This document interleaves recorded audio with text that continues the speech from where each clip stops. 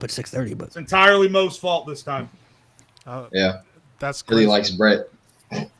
Here we go. Here we Sean, go. Mo is a Brett fan, so and he gets slandered for it because He He people was That's a watching, reach. he That's was a watching reach. Bret Hart matches, and those bitches go on forever. Brett fan is a Obviously. reach, but They're good matches. They're good matches. They're good There's matches. nothing. They're Listen, great there's matches. nothing I like more. You There's just- nothing I you like just- more than a Brett fan, other than a Goldberg hater. So I'm assuming you're both. No, I like Goldberg. Oh, well, Actually, you like shouldn't. Goldberg more than you Brett. shouldn't. You shouldn't. Yeah, I actually like Goldberg now more than Brett because Brett's a bitch, bro. He just I always have. Oh, okay, there you go. All right. It's over 20 years, bro. He said sorry, bro. Like, Nah, what facts, else do let you it want go. this man to So say, he bro? took him clean out the game. All right, let me chill. He took him clean out the game, bro. He Oh, did. wow. He did. Bro, hey, he knew it was coming. He knew it was coming. All right.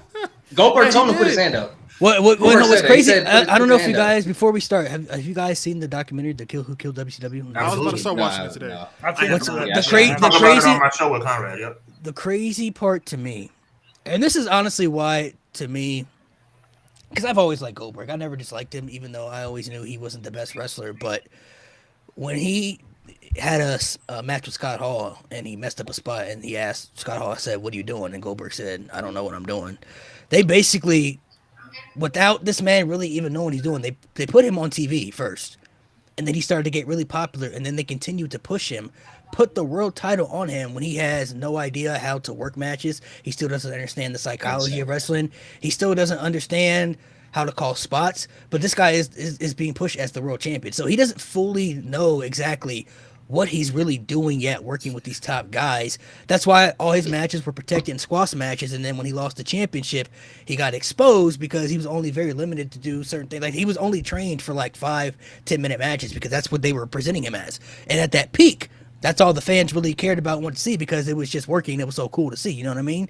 But then after he lost the belt, now you got to go out there and start having 15-minute matches, 20-minute matches without championships involved, and he didn't know what he was doing. Nobody was teaching him, like, hey, bro, like this. So Bret Hart was right to that fact when he said somebody should have taught this guy what he needs to know to be done because he didn't know anything. That's not really Bret being bitter. That's just him be like, bro, why is he out here? And he has the world title. He doesn't even know what he's doing. Imagine you being the world champion and not knowing still what you can do in the ring. Can't call a match. Can't lead a match. Can't be trusted to protect people in that aspect. Like, bro, WCW was insane, bro. Well, Like, and that's why Brett- the whole thing, it's kind of ridiculous that that documentary even exists, because the question is, what killed WCW? Vince Russo and Hulk Hogan killed WCW because they didn't care about the company. They're They cared part of about it. themselves. They're part of There's- it. So there's a lot that goes into it. There's actually a lot of higher corporate up peoples too that were responsible as well. People in them suits and stuff. Well, yeah, who- yeah. They, They they, didn't care they about didn't. wrestling. They didn't care about wrestling at all. Yeah. They didn't There's give a also shit the about fact that it was being ran on a network that really didn't have faith in a wrestling product in the first place and kind of acquired it begrudgingly. Yeah.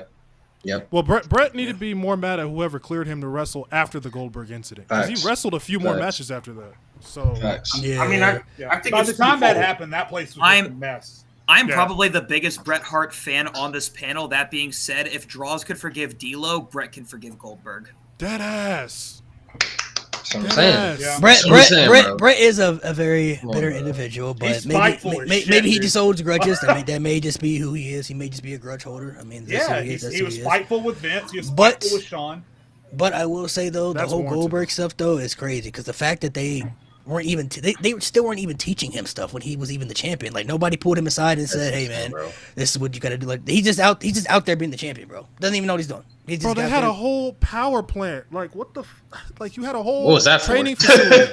Yeah, What was like- that? It was a What was they performance using that center for? before the performance center. No, I'm Like, saying, are what you were they doing? using it for if they weren't training people, bro? Like, Like, bro, And that's Brett need to honestly, relax, man.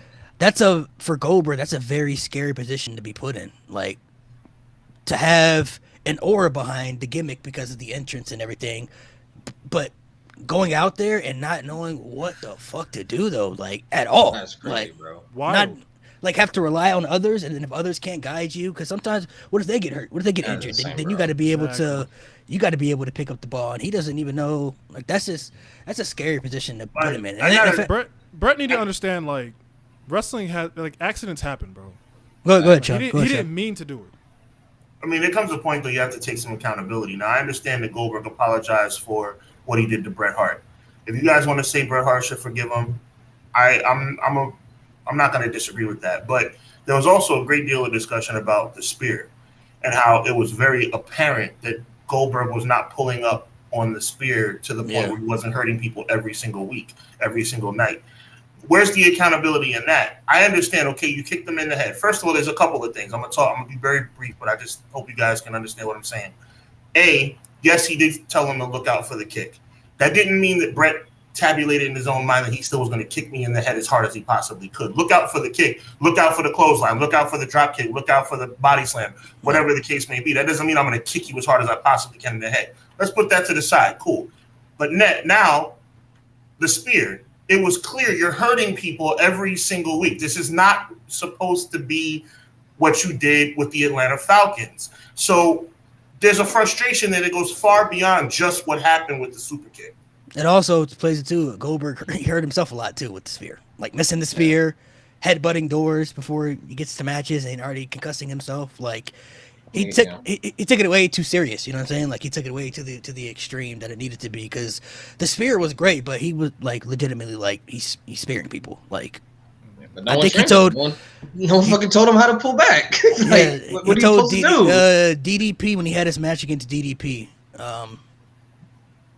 You're giving him a lot of leeway, bro. As far as nobody teaching him how to pull back. Like, how are you, bro? I'm fucking, what is Goldberg? 260, 70 pounds of muscle? Yeah, probably about 2. He doesn't know how to control that. He doesn't know how to control that. They're supposed DDP, to train you on how to control that. And I'm a huge DDP fan, but DDP wasn't even the best in-ring worker they had at the time. And he was doing everything he could to try and keep Goldberg from hurting somebody. I mean, you're not going to be the best wrestler in the world when you start wrestling at, the age of 35? Right, yeah. Case in point, I agree. But at the same time, saying that, okay, somebody should have taught him. I understand the point you're trying to make. Somebody should have taught him how to pull back. But you know what? At the end of the day, though, I played football. I know they teach you different methods and how to control your weight and do certain things. Okay, Goldberg made a mistake the first time, the 10th time, the 25th time. You're 170, air quote, 173 and 0, and you've hurt 173 people with your move. Let's take a little pride in what we're doing and get better. That's unfair. No, you're right. Not at all. They should have took him off TV, but again, they're fucking idiots. It goes Which both is why ways. they're no longer around. It goes both ways because before we dive into the AW, the match he had with DDP, because Goldberg didn't know how to pull back from the spear, he was supposed to miss the spear, did the leapfrog and everything, and he told DDP, "You better fucking jump, because I'm coming full force when I go for the spear. So if you get hit, you're gonna get hit. So he better jump." So DDP, bro, he said he like by a hair missed it. But then Goldberg ended up riding blue jeans in the match. But then Goldberg ended up hurting himself because when he hit the ring post, he hurt his shoulder. So because he was going full speed, so he didn't know how to. Yeah. It goes both ways. You can't put a guy on TV, especially when they don't. I mean, maybe you could put people on TV when they're maybe not knowing what they're like. Maxine Dupree's still learning and stuff, but they're not going to put the title. They're not going to put the title on her. Right. You know what I'm saying? Like, they're not gonna, and she's also not freaking 165 pounds trying to steal somebody. Yeah. she's not going to win the championship, but like he won the title, and that was all Hulk Hogan's idea too. Hulk Hogan was like, I'm putting Goldberg over. Of course it was. In the Georgia Dome. Of course it was. Listen, One time he put somebody over. That was all his idea. He's selfish. The one time he's not. He wanted to make money with Goldberg. He said, "I'm gonna make a lot of money with this guy. I'm gonna put him over in the Georgia Dome." That was he had that creative control. So he told Bischoff, "That's what we're doing," and that's what they did. He still doesn't know what he's doing though. Like he doesn't. We could, and maybe we should dedicate a whole episode to what killed WCW because there's a lot more to say than even what was discussed on that. Hey, give me some time. I have the book called Nitro by Guy Evans that goes into that detail. Give me some time. I can read through that. I can have a perspective on it. Yeah. Actually. Yeah. There's a lot to go into it, man. But we're here to talk AEW today for you guys. So we're talking to strictly AEW for the people in the chat. I know we mainly do like WWE content and stuff. Not everybody watches everything outside of WWE on the panel, so we kind of want to make it fair because we don't want to dive into conversations about stuff that people are clueless about or not able to keep up with. But we were going to dedicate a whole episode to AEW, talking about the highs and the lows. There have been some social media clips throughout the last couple of weeks that we posted about the Will Ospreay stuff. Jade calling people marks, a variety of things that people are upset about, and they feel like we're not knowledgeable enough to speak on other stuff. So we're like, all right, we'll just do it. We'll do it. And by the way, this is a really hard week to do this because this has been a huge week in WWE. Fucking Joe Hendry, Fatu, the Wyatt family. Jesus Christ, it's been a big week in WWE. We're putting all that aside. All the bloodline, all the Wyatt 6 stuff, all that stuff with Joe Hendry coming up. We putting that all aside just for this AEW show. Drew McIntyre putting CM Punk in his fucking place. Sorry. Excuse me? No, you were happy. No, you were happy. Excuse me? I believe in Drew McIntyre. Me and Jade forever going to have this beef, bro. We forever going to have this beef. I believe in Drew McIntyre. Okay. I can't wait for that match because hold on. Why Jade got vocals? When that match happens, I can't wait for it because Jade's either going to come on here extremely happy or extremely disappointed, and I can't wait. He's going to be disappointed. He's going to be disappointed because either CM Punk is going to win, you can invite me on, and I can be the opposite side, and then Jade and I will just be ops forever and just make TikTok stitching each other back and forth about how much we fucking hate each other over our feelings about CM Punk. All right, so everybody here has been watching AEW from the beginning, right? We all followed AEW from the start. What I want to start off with and say, we'll start from the beginning. So all of us been watching wrestling for quite some time, especially WWE in periods of times. Some of us may have fallen off at times, gotten back into it, but we were all watching around this time too.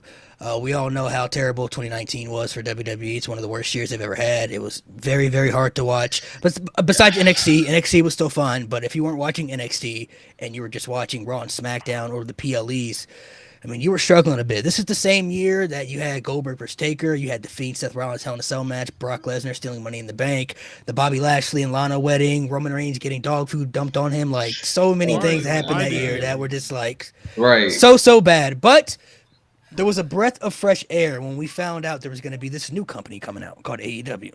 Now, we knew who the Bucks were. Kenny, obviously Cody from WWE.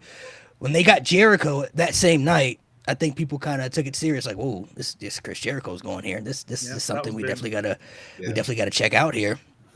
It was a breath of fresh air to see this new company come around because it was much needed at the time because of how bad the main roster's product was for WWE. Even though they were still making their millions and they were still lying in these promos, promising change and not giving us change, you know what I'm saying? They were still going to make their money because they were still going to have their loyal fans who watched no matter what. The alternative to that was AEW, and there was a lot of people at the time, like, the way AEW's roster is right now, that was WWE's roster at one point. They were paying people more money just to pretty much stay in the back and not do anything. And they had so many people just sitting in the back that had so much to offer, but they had nothing for them. So AEW comes around. They're able to get an Andrade and you know, Malachi Black, and they're able to get all these people to come over there, and it was an exciting time. So the first 2 years for AEW, 2019 and 2021, to me, were the most exciting years, I think, for me. I think those were the best years. Even during the pandemic stuff, it was still great. You know, when they had to lose their fans and they had to move over to Florida and do their stuff over there. But I want to ask you guys, how did you feel when the announcement of AEW happened at first, like the press conference, and you realized, because a lot of people said it was going to be another WCW. Some people said it was going to take over WWE. Some people had their own crazy opinions about it. But did you look at it as this is good competition, or were you just excited that this could be another wrestling company that I could watch because of how terrible WWE has been to keep up with, and you needed something different because nothing was going to change over there? Whoever wants to go first. Yeah, I'll go. But from the beginning, I knew, and I still always know, AEW is never going to be bigger than WWE. That's just a fact of life. I mean, death, taxes, and WWE is always going to be the biggest wrestling company in the world. Those are 3 guarantees in life.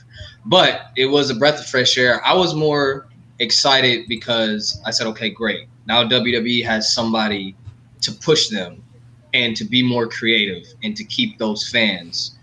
I was more excited, hoping there would be change in WWE finally, with also there being another company that I could watch, because I wasn't watching Impact at the time. It wasn't really, no one was really talking about Impact. I was watching MLW, but MLW's like so small, like it ain't gonna get on the level of WWE anywhere close. Right. So I was just excited for, like, hoping for more change, which it took Triple H taking over for the actual change to happen. But it was kind of both. I was excited to see a change in the wrestling industry, but I was also like hoping that WWE would get better, which took some time, but yeah. I'll go next then, since I'm probably the biggest AEW fan on this panel right now. I was literally in the same boat as everybody else, where I was just so happy that there was going to be an alternative professional wrestling company on cable in North America that wasn't being run by Vince McMahon, and I think we all had our reasons to not want to suffer through, for lack of better words, Vince Creative at the time, especially with it debuting in the same year that a lot of people consider to be one of WWE's worst. I do have some thoughts about it in hindsight, though, because as much as I did love and support AEW as a company and a vast majority of what they were doing during 2019 when they started in October of that year, and even during the pandemic era, I not by any means would say that that is a perfect era. I would not say that it was a perfect product. There's no such thing as a perfect product. I would not say that it's even like a peak of any kind. It was a honeymoon phase. We were just glad that there was something else, and we supported that thing. And I'm not even going to say our support of that thing was like invalid for any reason, because if you liked what you watched during that time, you liked it. I liked it. I wouldn't fault myself for liking it. I wouldn't fault anybody else for liking it. Yeah. But it is clear in hindsight that that was a honeymoon period, because it's not the best thing they've ever done, because I would say the best work they ever did was in that latter half of 2021 when they finally did get out of Daly's place. But if we're just talking about how we felt during that time, I would say I was glad it existed. I wouldn't call it perfect, but it didn't need to be for the time. I wasn't on TikTok yet when this happened. I was still a little over a year away from joining TikTok when AEW debuted, but I was on wrestling Twitter and I was in certain Facebook groups. And I just remember in the lead up to the debut of AEW Dynamite, seeing people, because again, we've already talked about how WWE was in such a frail state at the time. Yeah. And based on that, and based on the hype that AEW had, I distinctly remember a large camp of people online that said, oh, this is the start of it. This is the start of the death knell. Everything's going downhill from here. At that exact same time, literally 48 hours later, SmackDown was debuting on Fox with the highest paid TV deal of all time, starting with Fox. So the fact that people at that time were saying that AEW was the start of the death knell for WWE was just out of this world ridiculous. I never once thought that. Now, I have a bad reputation online about my relationship with AEW. We'll talk more about that. So do I, but for the opposite reason. Right. If you go to my Facebook page, though, and you search down to October 2nd, 2019, you will see that even though I didn't have cable at the time, I specifically signed up for like an online 30-day membership of a streaming service just so I could watch AEW, because I was so excited about the prospect of there being real competition, because there hadn't been a genuine alternative to WWE since Dixie Carter started showing up on TNA television. So I was very excited. Even after the first episode, I remember talking to my buddies and I was like, man, this is so cool. This is so edgy. The wrestling is great. And so, yeah, at the time, while I never personally thought it was going to come anywhere close to touching WWE, like Nate said, I really distinctly thought, based on what I was seeing at the time, that AEW was going to be a genuine alternative for a long time, because they had the backing, they had the know-how with the Bucks and Omega and Cody and everybody being at the top of it. They had what I thought was good leadership, but again, we'll get into more of that later with Chris Jericho at the top down. So yeah, at the time, I genuinely thought AEW was going to be a long-term positive thing in the wrestling community, and that it was going to be a viable solution to WWE. I did.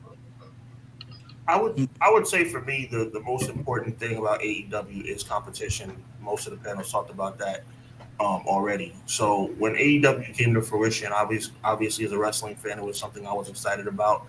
WWE, like we all mentioned earlier, was having a really rough year, and AEW was that breath of fresh air we were all looking for. I have said and will continue to say that Chris Jericho is and always will be the biggest acquisition in AEW history, because of him being so rich in his WCW and WWE lineage. Obviously, there's been superstars that have come over since then. I consider Will Ospreay to be the best wrestler on the planet right now. But Chris Jericho's contribution just by signing gave validity and gave merit to AEW. Has it played out as well as I would have liked it to? No. But I still think AEW, for lack of better verbiage, is best for business because WWE as its own entity all by itself does not breed good results. It never has. It's never bred good results when there's been zero competition outside of WrestleMania season. So, for that reason, I hope AEW continues to march on. They've fallen on some hard times after some good times. The attendance is down. I'm sure we'll talk about that. But for me, outside of people putting up videos of the attendance on TikTok, if people just put their phones away and just enjoy the show, I don't think we'd have these issues. That's another thing we can talk about a little bit later. But AEW in its existence is making the world of professional wrestling a better place.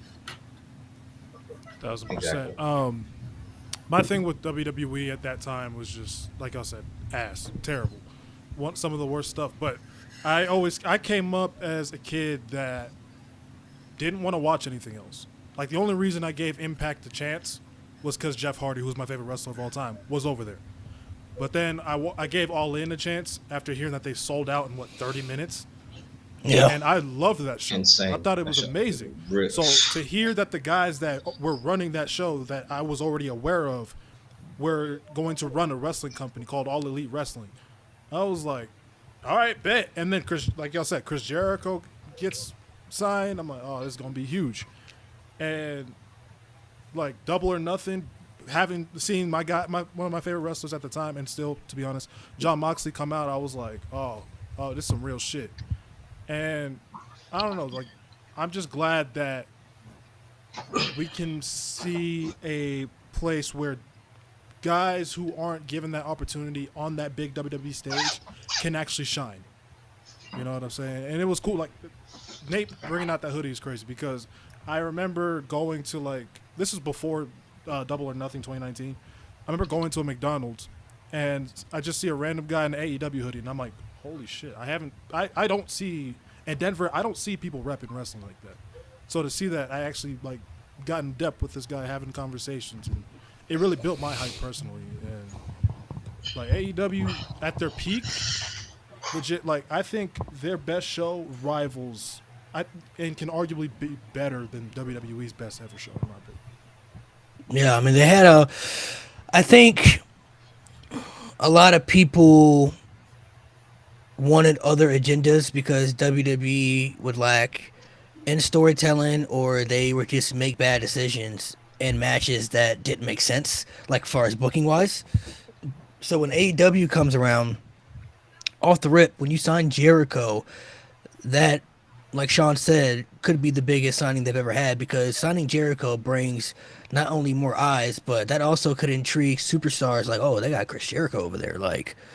Okay. And Chris Jericho has gone on record before and said that he would never work for another company other than WWE, even when he went to New Japan. But then he met the Bucks, he met Kenny, he started working with those guys, and he realized there's so much creative freedom here that you just don't have in WWE. And he was so used to the WWE system for so long, where you have to get things approved by Vince and everything, and then if they get shot down, then you got to figure, it's a lot that goes on within that system. Well, here, there's a lot of creative freedom here. And at this stage, Jericho is able to, in his mind, be the type of person that he wants to be, because I do know that he said that if he went back to WWE, he probably would have had to do the list again and stuff, and he didn't want to do that anymore. He already did the list, he did that thing. You have me come back to do it all over again. It'll be cool, but I think he more so likes to keep reinventing himself, not to go back to certain things that he once did. You know what I mean? So it really was a breath of fresh air when they brought the whole company around. And for me, I don't know about you guys, but the match that really stuck out to me, where I really, really felt this was going to be special, was Cody versus Dustin. When I saw that match, bro. Yes. That was real cinema, great storytelling match. Not even just Cody coming out with the sledgehammer on the throne. I'm talking about the interaction between, because that match, they pushed for that match in WWE and they were told it would never work. So the fact that they put it on an AEW pay-per-view, that's still to me one of the top 10 best pay-per-view matches AEW's had. Just from pure storytelling, all around the emotion involved in it. Like, it was a phenomenal masterpiece. And after I saw that match, that's when I knew, like, this company is going to be something, man. They're going to be something because they're already proven they can have good matches, good stories. They obviously got the star power. They're only going to continue to bring in more people who can bring more value to it. This company's going to be headed in the right direction. That was the match that really, at least in my mind, when I was envisioning stuff like this is the match right here that I could think of that really made me an AEW believer. Like, if I hadn't been a believer before that, after seeing that match, for sure, no doubt about it. For me, it wasn't even a match. I mean, and we can go around table about this real quick. For me, the moment that made me like really pay attention and be like, okay, shit, like something real is happening here was Jon Moxley's debut. Not even a match that he had. But when Jericho was shit talking the crowd, and then that crowd goes completely ballistic, and then at the time who we knew as Dean Ambrose just fucking struts down to the ring and stares at him. Oh my God. That was the moment that I was like, okay, now that Moxley is there, shit's about to start going down. Because Jericho, I even at that time, I was kind of the belief that, Jericho was slightly over the hill. So I understood the need for Jericho, and his name being there was big. Completely disagree with putting the world title on him first. I guess we'll get to that later. I don't know. We'll see how the conversation goes. I did not agree at the time with him being the first world champion. But all of that notwithstanding, that first big defection of Jon Moxley, Dean Ambrose to AEW, and his very first night, he's standing there in the ring with Jericho and with Omega, and ribbons and streamers are being thrown in. And in my opinion, even to this day, Jon Moxley is the greatest AEW wrestler they've ever had, bar none. And if he keeps doing what he's doing now, because I think he's still in his prime, I think he could build a career in AEW that if you start having kind of inter-promotional conversations about the greatest wrestlers of all time, Jon Moxley gets a couple more world titles and has a couple more bangers, Jon Moxley's going to be up there. And so it's easy to look at guys like Andrade or Keith Lee who have gone to AEW and stalled out, which is a big problem. But the first big defection, Jon Moxley, completely rejuvenated his career. And that moment when he first debuted was that moment where I sat back and said, oh, shit, this is happening, and this is real, and this is going to be really good. Because I remember the convo around that time being like with Mox, oh, this is a work. And then he shows up. And it blows the roof off the place. Insane. Absolutely insane.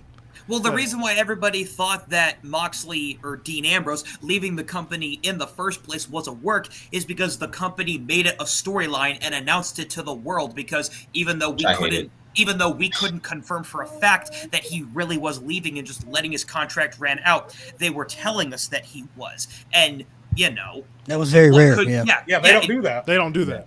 Yeah, and because that's not something they ever do, of course, in a WWE setting, if something that dramatic is incorporated into a storyline, you're going to take it with at least a pinch of salt.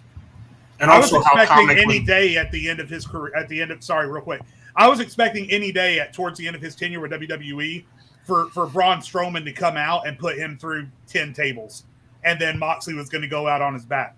That's exactly what I thought was going to happen. And then when he didn't and he got his big goodbye, even I was like, maybe. But like I said, he didn't really get a goodbye, though, because he didn't get power slammed by Braun Strowman through 10 tables like they had Nia Jax do to Lana, but they did have him get Claymore after Claymore after Claymore week after week by Drew McIntyre, and they gave him his last match in a untelevised Shield reunion in Madison Square Garden. It was on the network, but they he got paid like $500. That's so grimy. That's crazy. That's so grimy. And they kept him off WrestleMania that year too. So and then I remember them posting on Instagram like the Ambrose Asylum clothes. I ain't gonna lie, I kind of a tear ran down my face. I was like, damn, because Dean Ambrose is one of my favorites, but Go ahead, No, Sean. they did not use him to his potential. What were you gonna say, Sean? Yeah, I was just going to say how comically poor he was booked on his way out. The reason why I thought that it was, So bad. I know there was a lot of people. I know Mo mentioned it, talked about how it was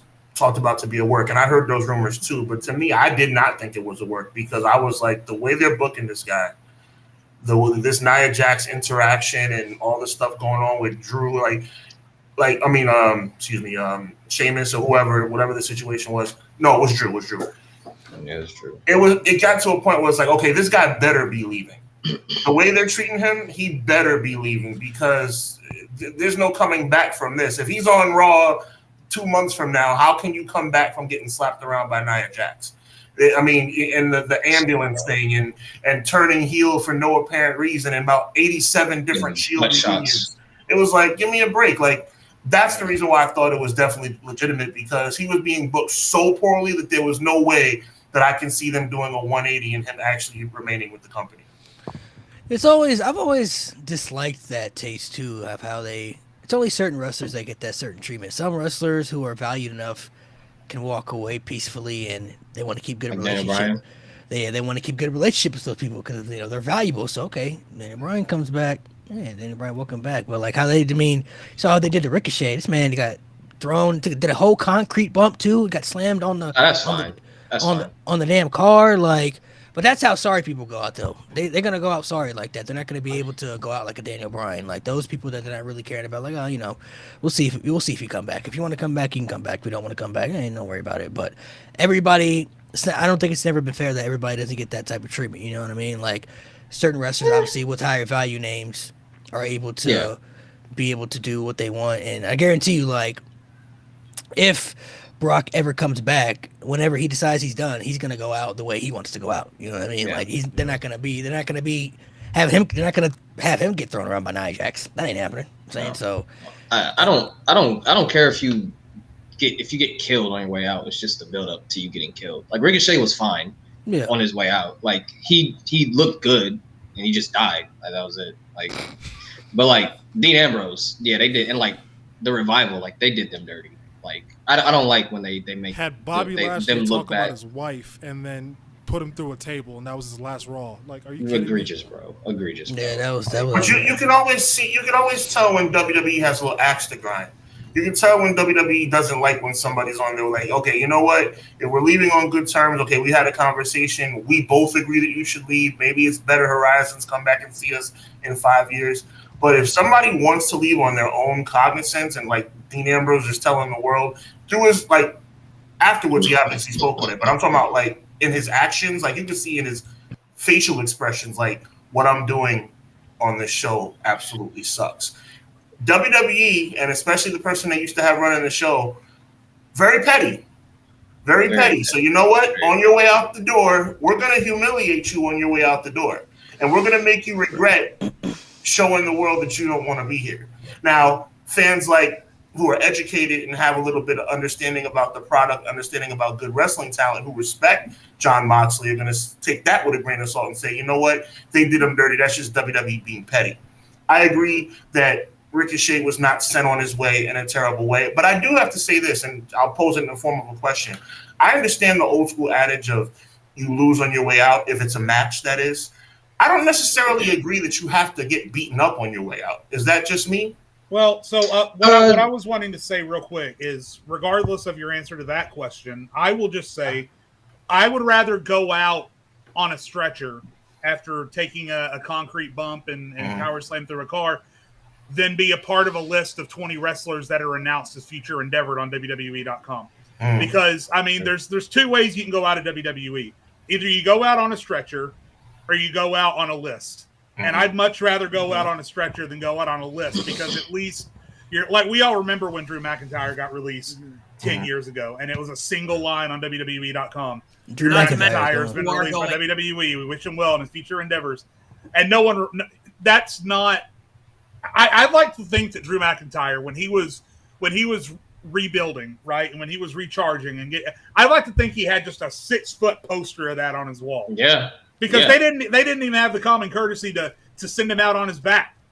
They future endeavored him in a 2-sentence post on WWE.com. So if I'm Ricochet, I think I'd rather go out getting power slammed through a car than being listed on the website. Real quick, one of your followers put up an amazing comment about Edge. That's the send off of all send offs. Yeah, that was. If you want to draw up how to get sent off, that's a send off. But they have.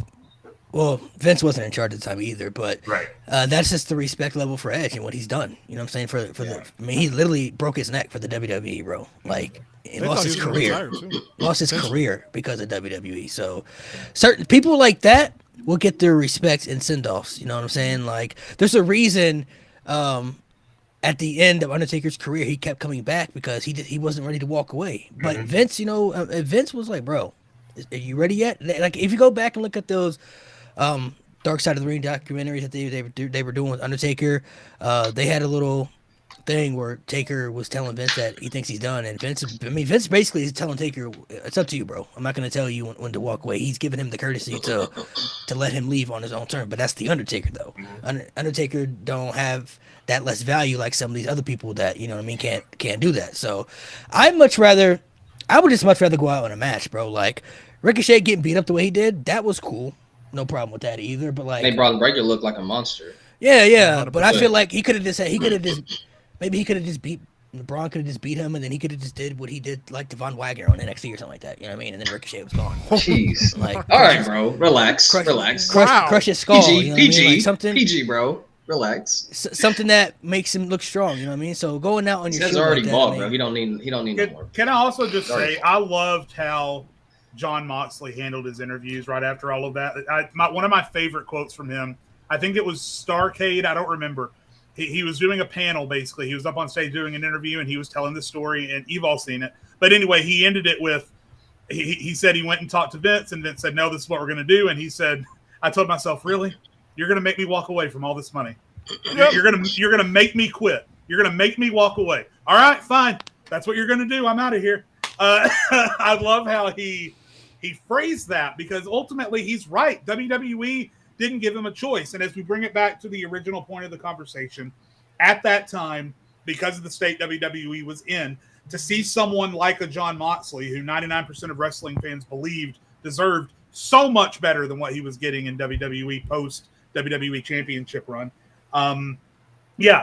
Seeing people like that pop up and being able to recover their careers like that, it was a big deal. And John, again, has become the face of the company. There's I think Lewis is the one who brought this up. One of the main reasons that Mox decided to re-sign with AEW, it's not because maybe he don't want to go back to WWE, but AEW is fulfilling all his obligations that he wants right now in wrestling. He can do other things outside of AEW in Japan and all this stuff.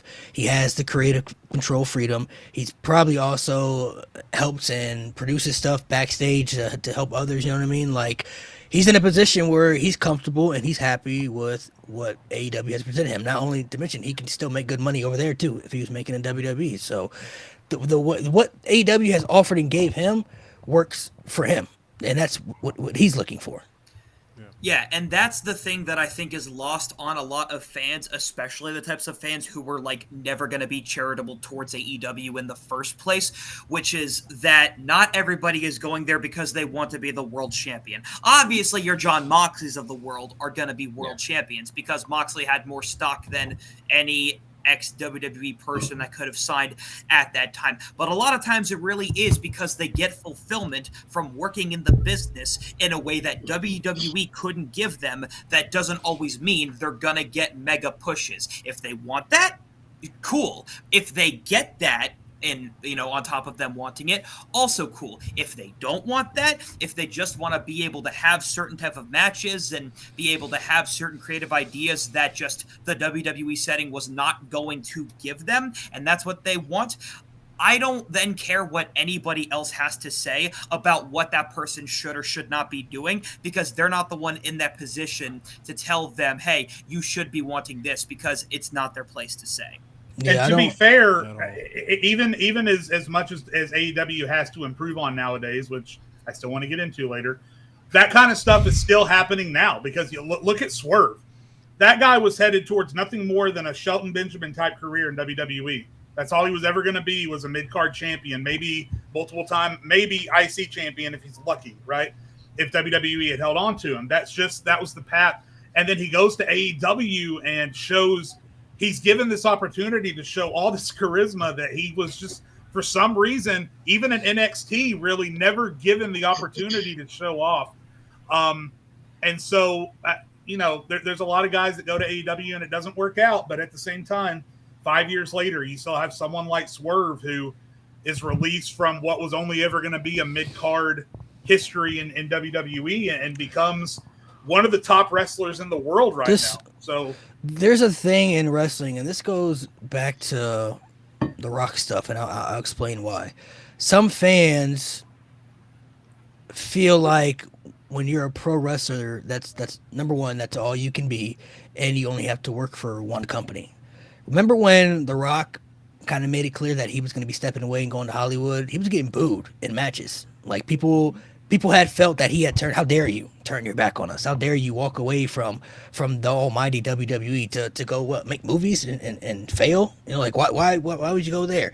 Then he goes over there, has a tremendous amount of success, was able to bring the success that he had from Hollywood back to the WWE to help them out when it comes to the highest. When WrestleMania still had pay-per-views, WrestleMania 28, Rock vs. Cena is the highest bought pay-per-view in WrestleMania history. Broke all types of records and all types of numbers. That doesn't happen without The Rock going to Hollywood and having that name value. They broke records this year for WrestleMania because The Rock's name was on it. They're probably going to do it next year because The Rock's name is on it. So there are certain fans in this tribalism that are Team AEW or Team WWE and feel like you can't enjoy both. I have people in my comment sections all the time telling me, man, I can't wait to see Sasha Banks back in WWE. I really miss seeing her wrestle. She's in AEW. You can go watch her in AEW. She's exactly the same. She's the same character she was in WWE, just with a different name, a different wig, and a different nickname. Title. That's basically it. She's exactly the same. You could still watch her if you like her that enough. You can still go watch her in this other company. You don't have to feel like you're giving up or betraying another company. Wrestling is a freedom. People who wrestle, they could sign and do whatever they want with their lives because it's their lives, and the fans can watch whatever they want because they have the right to. That's what makes wrestling so fun. You don't have to be dedicated just to one brand. You can watch plenty of other things that you like. Some people may like certain things, others don't, and that's totally cool. And if you're just strictly watching one brand, because most of us growing up were like that, I was just WWE until Kurt Angle went to TNA. Once Kurt Angle went to TNA, that's when I took TNA seriously, because before that, my uncle was the one who got me into WWE, and he was telling me about TNA for a while, but I'm like, I ain't watching that crap. I don't want to watch no TNA, bro. But then when he told me Kurt Angle was on there, that's my guy. So I'm like, all right, yeah, I got to see what's going on over here then, man. Kurt Angle's there. So then I started watching. I'm like, bro, this is great. Why did I not start watching this? Like, this is great stuff to watch. The Ultimate X stuff and like the Feast or Fire, like they had a little different spice to it, you know what I mean? So it's okay to like other things and support other companies, support wrestlers wherever they go. It doesn't mean that they'll never come back to your favorite companies, because I'm sure some people want to see Sasha Banks come back someday, and I'm sure she will whenever the time is right for her. Just at this stage right now, she feels like going to AEW is best for her, and that's what the decision that she made. So, not to mention they paying her a lot of money. So, I mean, it all really goes down to, and I never really liked that concept of superstars getting critiqued because they either left to do other things they wanted to do, or going somewhere else that they didn't want them to go because they don't like that company. Yeah, it's like, bro, like, yes, I mean, I don't care for all the slander. Bro, it's like, bro, it got so bad he had to come out and tell people to chill out. Like, it was yeah, and it's like, it's not that serious, bro. Like, he's a grown ass man, bro. Like, he can make any decisions. He got a whole family, bro. Yeah, like, I think people forget that these wrestlers are human beings at the end of the day. Like, that's the main. Yeah. I think that's one of the main reasons too. It's like, bro, like, Edge has done a lot of stuff in WWE. He can stay in WWE and do a lot of stuff, but he's already made it clear he wants to do stuff with Christian, and Christian's in AEW. So he wanted. What you gonna do? Like, that's his best friend, bro. Like, they want to do something together. So everybody I think everybody got to chill out on the whole tribalism stuff of not supporting other companies. It's okay for you to like just one company, but if you're going to like one company and then trash the other company when you don't even watch, then you don't have any right to speak because you don't even watch it. So how do you know what's going on? How do you know it's bad if you haven't even seen it? There's no validity to an opinion. It's not even an opinion. You're just being a hater. Yeah, it's like, now if you can acknowledge you're a hater, then I mean, I can't. If you a hater, then say you a hater. Yeah, you're a hater. You're a hater. See, that's what I do. If you say you a hater, then say you a hater. But like, that's like that's like, you know, if somebody on here was going to say something bad about a movie, and they're like, "Oh, you didn't like that movie?" Or it's like, "Why not?" Well, I've never seen the movie. How you know it's bad then? You ain't watched How it. you know it's bad? You never watched it, bro. Well, I got a bad feeling about it. I mean, I saw the trailer, bro. Watch the movie, man. Watch the movie, and then you could say whether it's good or not. It's like any match, any pro. We've all been accused of it. There have been many times when we had a match on paper that we thought, this is gonna be terrible. This is gonna be ass, and then that match turned out to be good. And you had to come on here and say, "Hey, man, I was wrong. I didn't think the match. I didn't think that match was gonna be good." There's a lot of matches we thought was gonna be good, and had to come on here and say, "Bro, that match sucked. It's terrible." Disappointed me. Yeah. Like, yeah, it happens with every aspect. So the whole tribalism stuff really bothers me, but it'll always be there in wrestling, especially with AEW out there. And I think there were a lot of fans at the peak of AEW, especially WWE fans, that were getting a little salty because AEW was starting to progress. And like the first 2 years, AEW was better than WWE to me.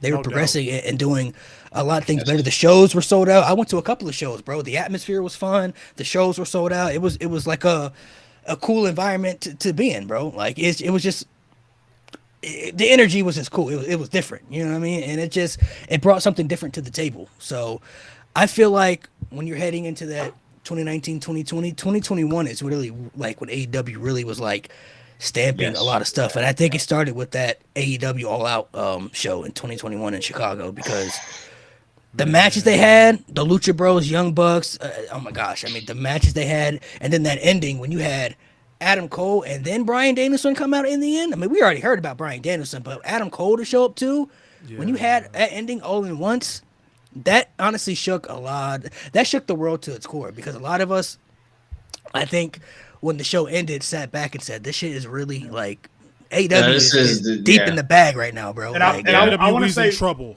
I want to say one thing about WWE really quick, because I think it's important when we're talking about AEW and their, because again, you're right. 2021 was huge for AEW because 2021 was the year that CM Punk came back to. Am I right? Or was that next year? Yeah, right. That was the same show. Now, same show. Obviously, it didn't work out. We all know that, and I'm sorry to smile, but it didn't work out. My point is, I think WWE. Again, I said at the beginning, and I maintain, AEW was never going to take down WWE. That's not what I'm trying to say. But at a time when AEW was doing all this stuff to make all, because even I posted a TikTok video after All Out, and I was like, guys, this felt like a big deal. Like, this felt game-changing. This felt direction-shifting. So anyway, what I was going to say about WWE is that when AEW is doing all this big stuff, bringing all these guys in, making all these people happy, I honestly think that WWE is very, very lucky that the Bloodline stuff caught fire when it did.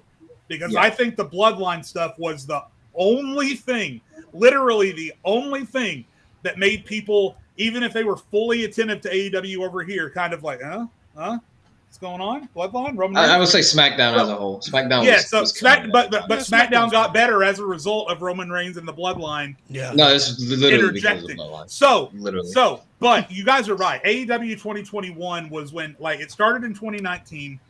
It got bigger and bigger. The COVID kind of leveled everything out, but then once the crowds came back, it started elevating again. Now, again, everything sort of fell off a cliff when everything with CM Punk happened, but for that period of time, AEW was, by and large, the best wrestling promotion in the world. And I fully admit that. As much shit at the time. At the time, I was only giving shit to the camp that Malik is talking about, the AEW Tribals. I loved pissing off the AEW Tribals. It was part of my job.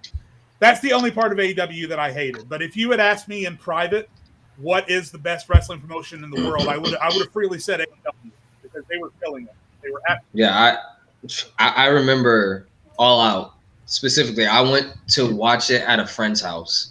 It was me, him, and one of his friends. I never met, bro. And I specifically remember that Lucha Bros Young Bucks match. We're boys, so we're talking during every match. But like 10 minutes in, we just kind of got serious. We're like, oh, okay, this is actually like starting to pick up, bro. That match, that's probably the best tag team match I've seen live in my life, bro. That shit was insane.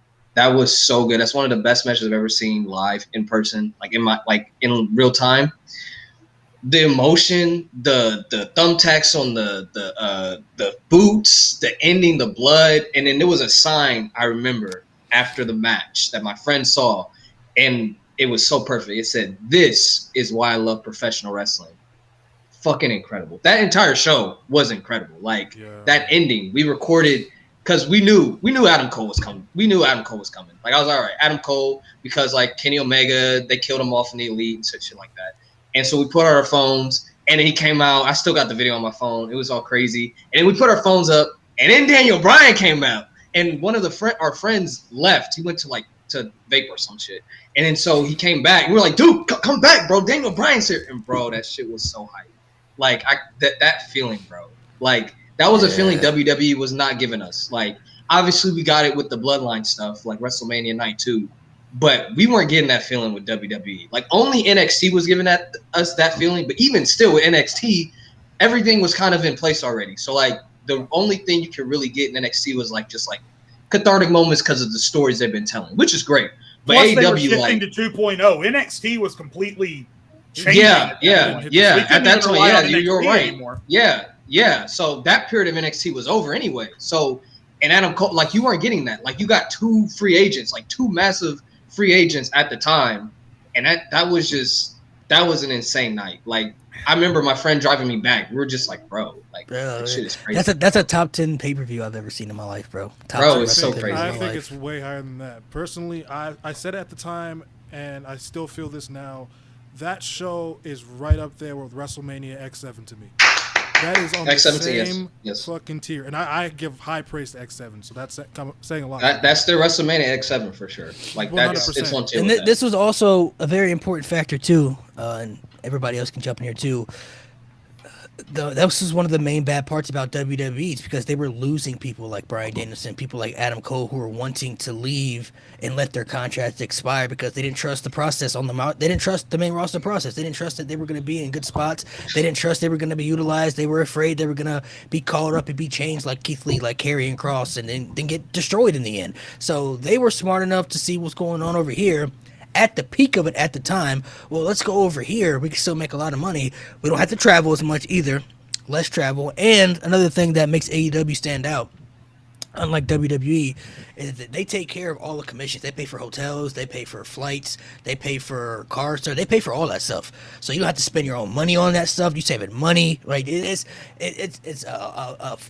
It's a bribe that they're smart about to help you come in. And this was at the time at the peak. And this was also at the time when I think a lot of us wanted people to go to AEW as well. Like, I want that guy to go over there. I want Adam Cole to go to AEW because, he could be cool in WWE, but in 2 weeks he went going from Adam Cole to Copeland, assassinator or something. Like, he ain't going to be the same guy. So he'll be Keith Lee's manager. Keith Lee's manager. I remember that. He'll have a different name. He got to cut his hair. He got to shave off his beard. He's going to have a completely different aspect to him that isn't going to make him stand out and be who he is. And that was one of the main issues WWE always had, calling up them NXT people, is that they were always changing them when they didn't need to be changed. And a lot of people who were down there, they saw that, okay, they're getting changed and reinvented on the main roster because Vince doesn't watch NXT, so he doesn't understand how big and popular these people are, so he doesn't get it.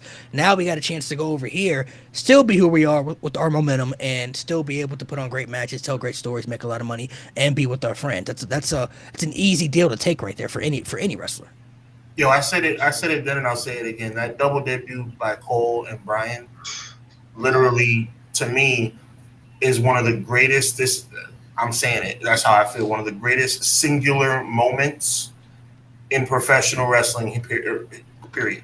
I think that night sent shockwaves, because the Cole debut would have been enough to have met your objective for the right. That would have met your objective for the evening, for the night. But when you catch your breath and realize, oh well, look, I guess Adam Cole's joining the Elite. Cool. Then all of a sudden Daniel Bryan comes out. That was bar none one of the greatest moments I've ever seen. Like, that changed everything for me. Like, I liked AEW, but I was dialed in when that happened. I was like, okay, these guys are not playing, clearly. And they haven't been playing since that, like, on pay-per-views. No, they could. AEW comes to play for pay-per-views. For the most part, yeah. They've had a couple stinkers, but for the most part. If that was that night, if there was one night that Tony Khan went to a press conference and talked all the shit he wanted, it would have been that night, bro. Oh yeah. There could have been nothing you could have told me him, bro. He could have You know came in that there picture of Kobe with the 5 chips just hugging Yeah, him? he could have came in there with the chef hat, with the filet mignon right there, ready to cook. He could have had the cigar. He could have been flexing that night, and nobody would have been mad at it because he literally just put on one of the best professional wrestling shows in history. Had 2 elite debuts all in that one, like that. Honestly, that and one of the biggest returns ever.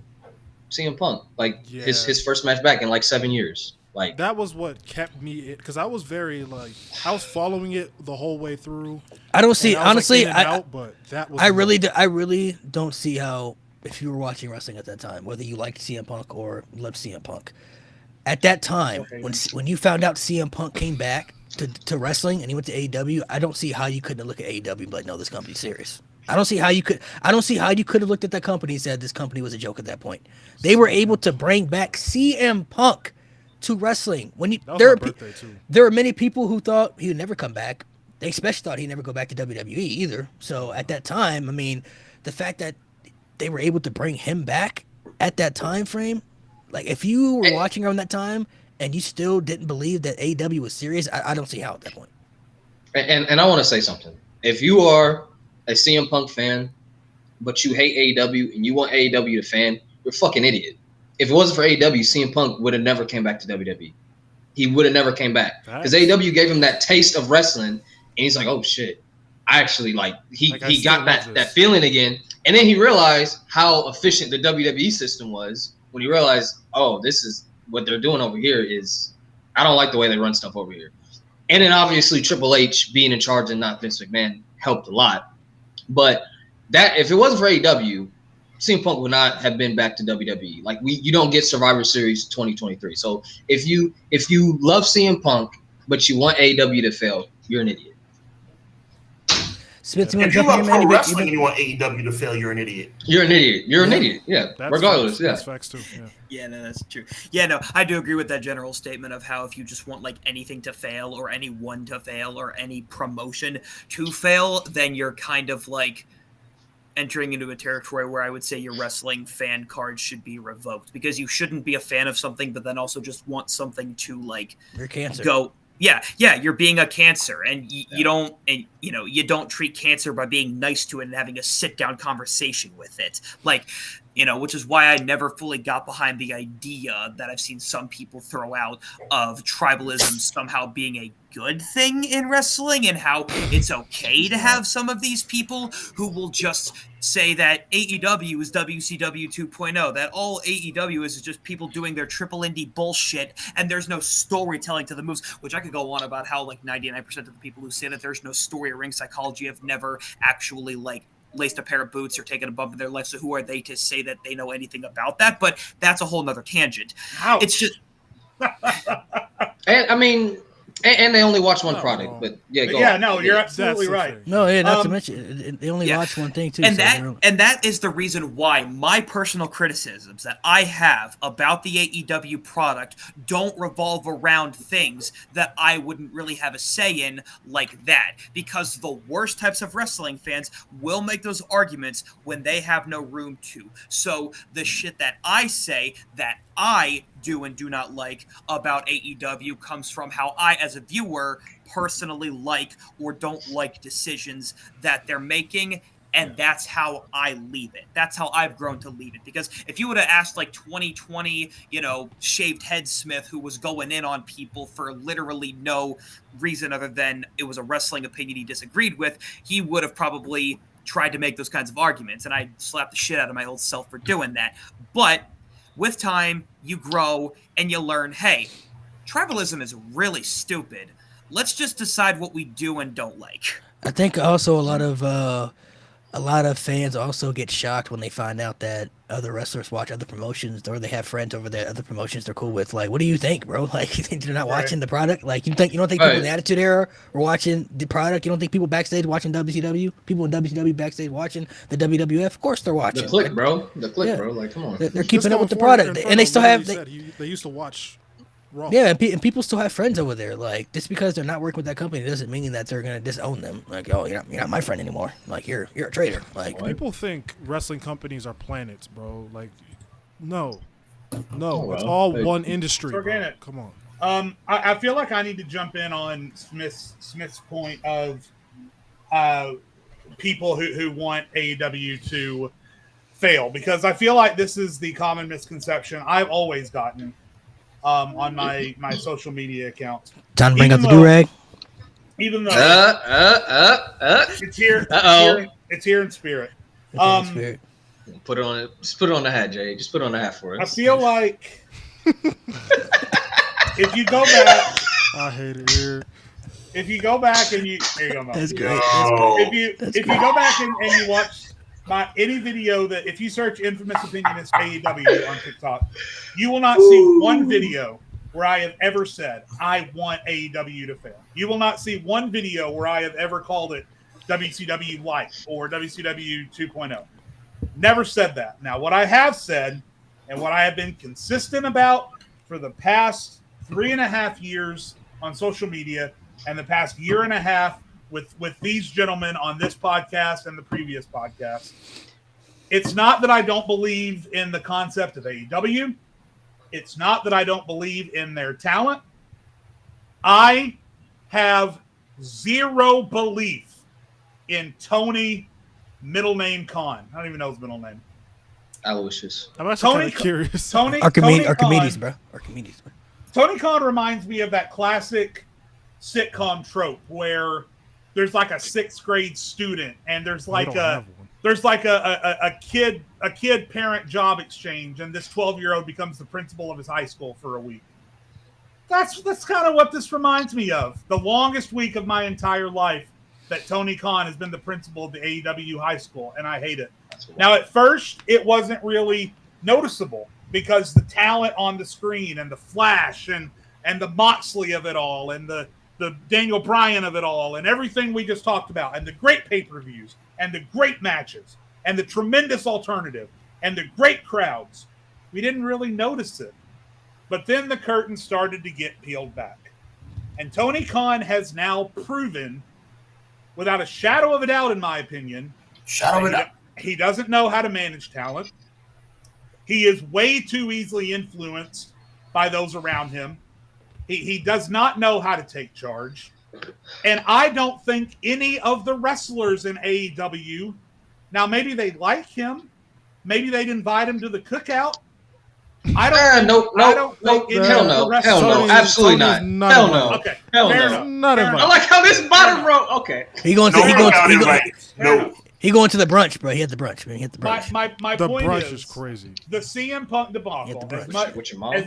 As much as I dislike CM Punk, that was at least 50-50 on Tony Khan. He did not handle that thing well at all. Yeah. He, instead of pulling his guys into a room and trying to fix it, what did he do? He created a third show that they didn't need so that he could separate CM Punk from the Bucks. And look how that turned out. And CM Punk didn't even want that show, right? Yeah, exactly. No, Right. literally, he went on record to say on the Ariel Helwani podcast that he wanted to be fired. He was like, Tony, just fire me after the brawl out at All Out happened in 2022. Because he recognized that clearly he was not wanted there, which is why someone like fucking Hangman Adam Page had to go ahead and make up the story about how he got Colt Cabana fired, even though he had nothing to do with him. But that's a whole nother tangent. What a clown that guy turned out to be. Yeah.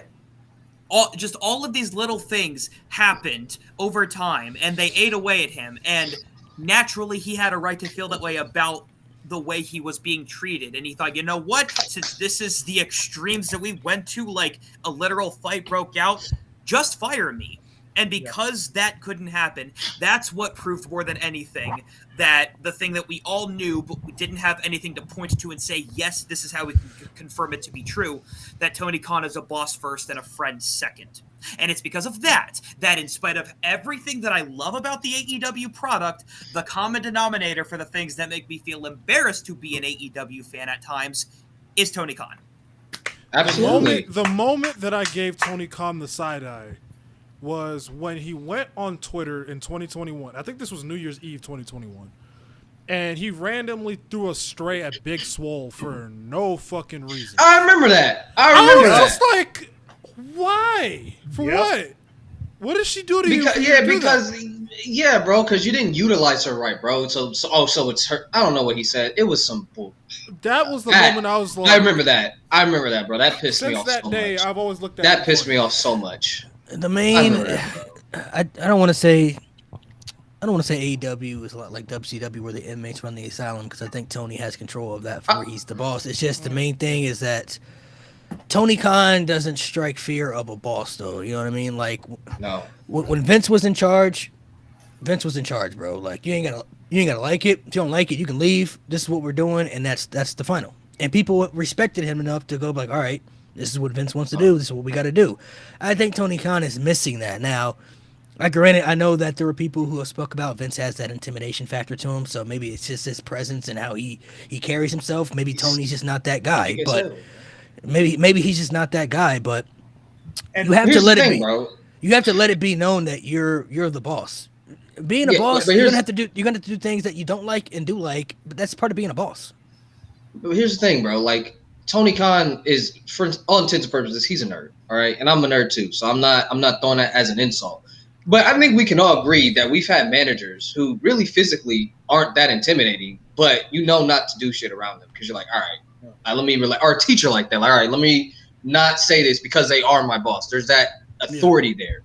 So you don't have to be swole. You don't have to bench press 300 pounds to intimidate somebody. You just have to know how to put your foot down, how to be a boss. And the problem all started, and maybe this is in a little bit of defense of Tony Khan, but the problem all starts with the reason that Vince McMahon carried the amount of respect that he had with the guys in his locker room is because his dad built that company. That was his. That company was his. That was handed down to him by his daddy, who built it from the ground up. Whereas, as opposed to what happened with AEW, and of course there's other things that go into it, but really, when you break it down to the bare minimum, the Bucks and Cody and Omega put this idea in a box and put it in Tony's lap and said, all we need is the money, Daddy. That's all we really need. And Tony threw the money at it. And granted, Tony Khan is one of the reasons AEW exists, and we can't take that away from him. He didn't have to do that. He didn't have to fund the idea. He didn't. Yeah. But it all comes back to earning it versus having it thrown in your lap. And AEW was thrown into Tony Khan's lap on a silver platter. And so I think there's that. I don't think he carry. Yeah, he doesn't carry that same respect that Vince McMahon. He's just a fan, man. He's a fan. There's another aspect to it, though. I think that we should dive into. We all agree that there's a lack of leadership when it comes to Tony Khan and his leadership methods, right? But I want to touch on the reason why. And I think, none of us are in the locker room, but we all have our opinions. Tony Khan feels so indebted to those who have come to work for him, that those who have come to AEW, the Adam Coles, the CM Punks, the whoever's, he feels so indebted. That Mo was talking about all the hugs for everybody. He really means that. Like, we're looking from the outside looking in, like, okay, you don't need to hug everybody, but he's so thankful. And I believe that about him. I don't know him personally, but I believe that every person that walks in that door that signs a contract with All Elite Wrestling, he's like, yo, thank you for being here. But there's the problem. As much as you can show thanks, and I can appreciate that. There's nothing wrong with being thankful and appreciative of the stars that are making your company relevant. But you can't hold on to that Thanksgiving so much to the point where if somebody does something wrong, you're not able to punish them. It's a never-ending honeymoon phase with his attitude towards somebody. The issue was, to break it down to it, and I'll say it, there were issues with CM Punk and the Elite, but he obviously really values and loves CM Punk. CM Punk is very valuable to the company. He doesn't want to fire him because that's bad for his business, but he also doesn't have the balls or the courage enough to make amends and fix it, because all CM Punk said on the Ariel Helwani show was like, bro, just go fix it. You're the boss, man. Go fix it, man. I have no issues over here. Get us in a room together and we'll talk about it. We'll hash it out. Go fix it. But every time Tony Khan would just kind of throw it back at him like, hey, man, can you go do this? Can you go do this? Why do I have to be the guy to I'm the employee, man. I'm not the boss. You're supposed to be the boss. Right. You're supposed to be the guy to handle these type of things that happen in this company and then make it work out. And that's the issue that he lacks right there. And I think that's the moment CM Punk kind of really realized, like, And, I should and to your point, WWE may have did some bad things to me, but there was always an authority there, man. There was always and to your point, Malik, if you're not that guy, here's the key, because maybe he's not that guy. We all know he's probably not that guy. If you're not that guy, then hire somebody to be that Be guy. self-aware. Exactly. Yeah. Be self-aware Come on, enough bro. to look around and see that things are not the way that they should be. Look internally and say, well, if I have all of the talent and if I have this ravenous fan base who wants this alternative product, and if I have all the money in the world, what's the problem? Maybe you need to look inward, because obviously you're looking outward and you're not seeing it. Right, I think that make a change from an operational standpoint, though. Make a change from an interior standpoint. I agree. Listen, the whole Christopher Daniels deal, like bring somebody real in here. Bring in a true deputy. Bring in a true director of security. Somebody that can be. You're not that guy. I get fired up about this because I think he's a nice human being. And it bothers me that this guy gets a bad rap, but it's justified that he's getting a bad rap because he doesn't have strong managerial skills. But if you don't got it, bring somebody in. You don't have to be that guy. Bring in a Scott D'Amore. Bro, honestly, he could learn from his dad, bro. His dad owns Couldn't a manage football a team, target. bro. You don't think his dad has had to fire people many times or let people go with, or have authority figures within there? Like, hey man, you're not working out here. You got to go. Hey man, sorry, it's not gonna work. It's not gonna work out here. Like his dad owns a football team, so you think he would learn some management hard material? Because I'm sure his dad's had to fire people, let people go, had to and break some people's hearts. Sometimes people get let go out of contract. Cut players from the team. Yeah, that's all they got. You know what I'm saying? But like, hey, this is business, bro. Like this the business got to keep moving on. I think the hardest lesson that all of us have had to learn, whether you like the AEW product or not, just as a result of Tony Khan's existence as the president of AEW, it's that if Vince McMahon showed us what one end of the spectrum looks like, Tony Khan showed us what the opposite end of the spectrum looks like. Yeah. That's what No, always you're right. made. That's what always made WWE stand out differently all those years. You didn't have to like Vince. He made a lot of bad decisions, but at the end of the day, it was his company. A lot of He gonna do terrible whatever the fuck he wants because it's my company. If you don't like it, you can leave. It don't matter how big of a star you are. Look at all the stars that have. Stone Cold walked out at one point, Austin and walked out. he screwed Bret Hart at his peak, like purposely. Like you're out of here. The man bro. that was loyal to him for 14 years. He said, You're gone, bro. You're out of here, bro. But the thing with Vince though, he always knew, I can get rid of you. I can find somebody else. I'll rebuild somebody else and make them. And he always who did. you are.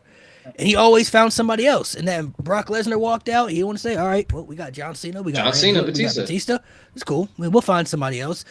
Tony Khan needs, like I said, like Sean said, if it's not him, you got to find somebody for that. You have to find somebody who it can be respectful and nice in the working environment, but also that I don't care attitude. Like, this is what's going to happen, or we're going to find somebody else to do it for you if you don't want to do it, or you're gone. You got two options. Either do it or you're out of here.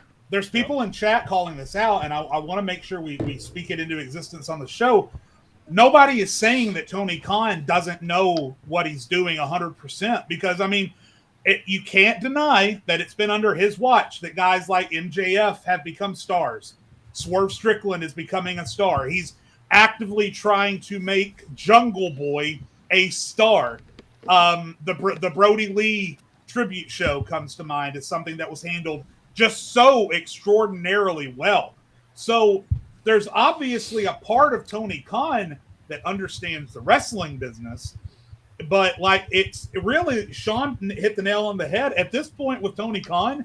And I know this sounds boring as shit, but there's really no other way to say it. It's a HR issue at this point. You got to get someone else in there that can manage the talent backstage. That's it. The reason why a lot of discussion about the problems with Tony Khan are like very boring in nature is because there is like one answer. And if there is one boring answer, it's the correct answer, which is that he needs that guidance elsewhere. How he gets that, I don't really care. But he needs it, and it's clear that he needs it. And you know what? I'm gonna dive into this because we're gonna go to this conversation because I really want to point this out. We're gonna go back, a couple years with AEW, but we talk about the management with Tony Khan and how he may not be a real authority figure or may not be the guy that can put his foot down and really call the shots when he needs to, or maybe he doesn't. Maybe he's not that guy, and maybe he doesn't know how to find anybody for it. He doesn't have it up here. But this goes back to what I've talked about before.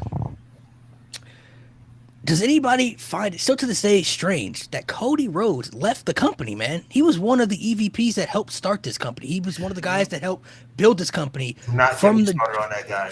from the jump.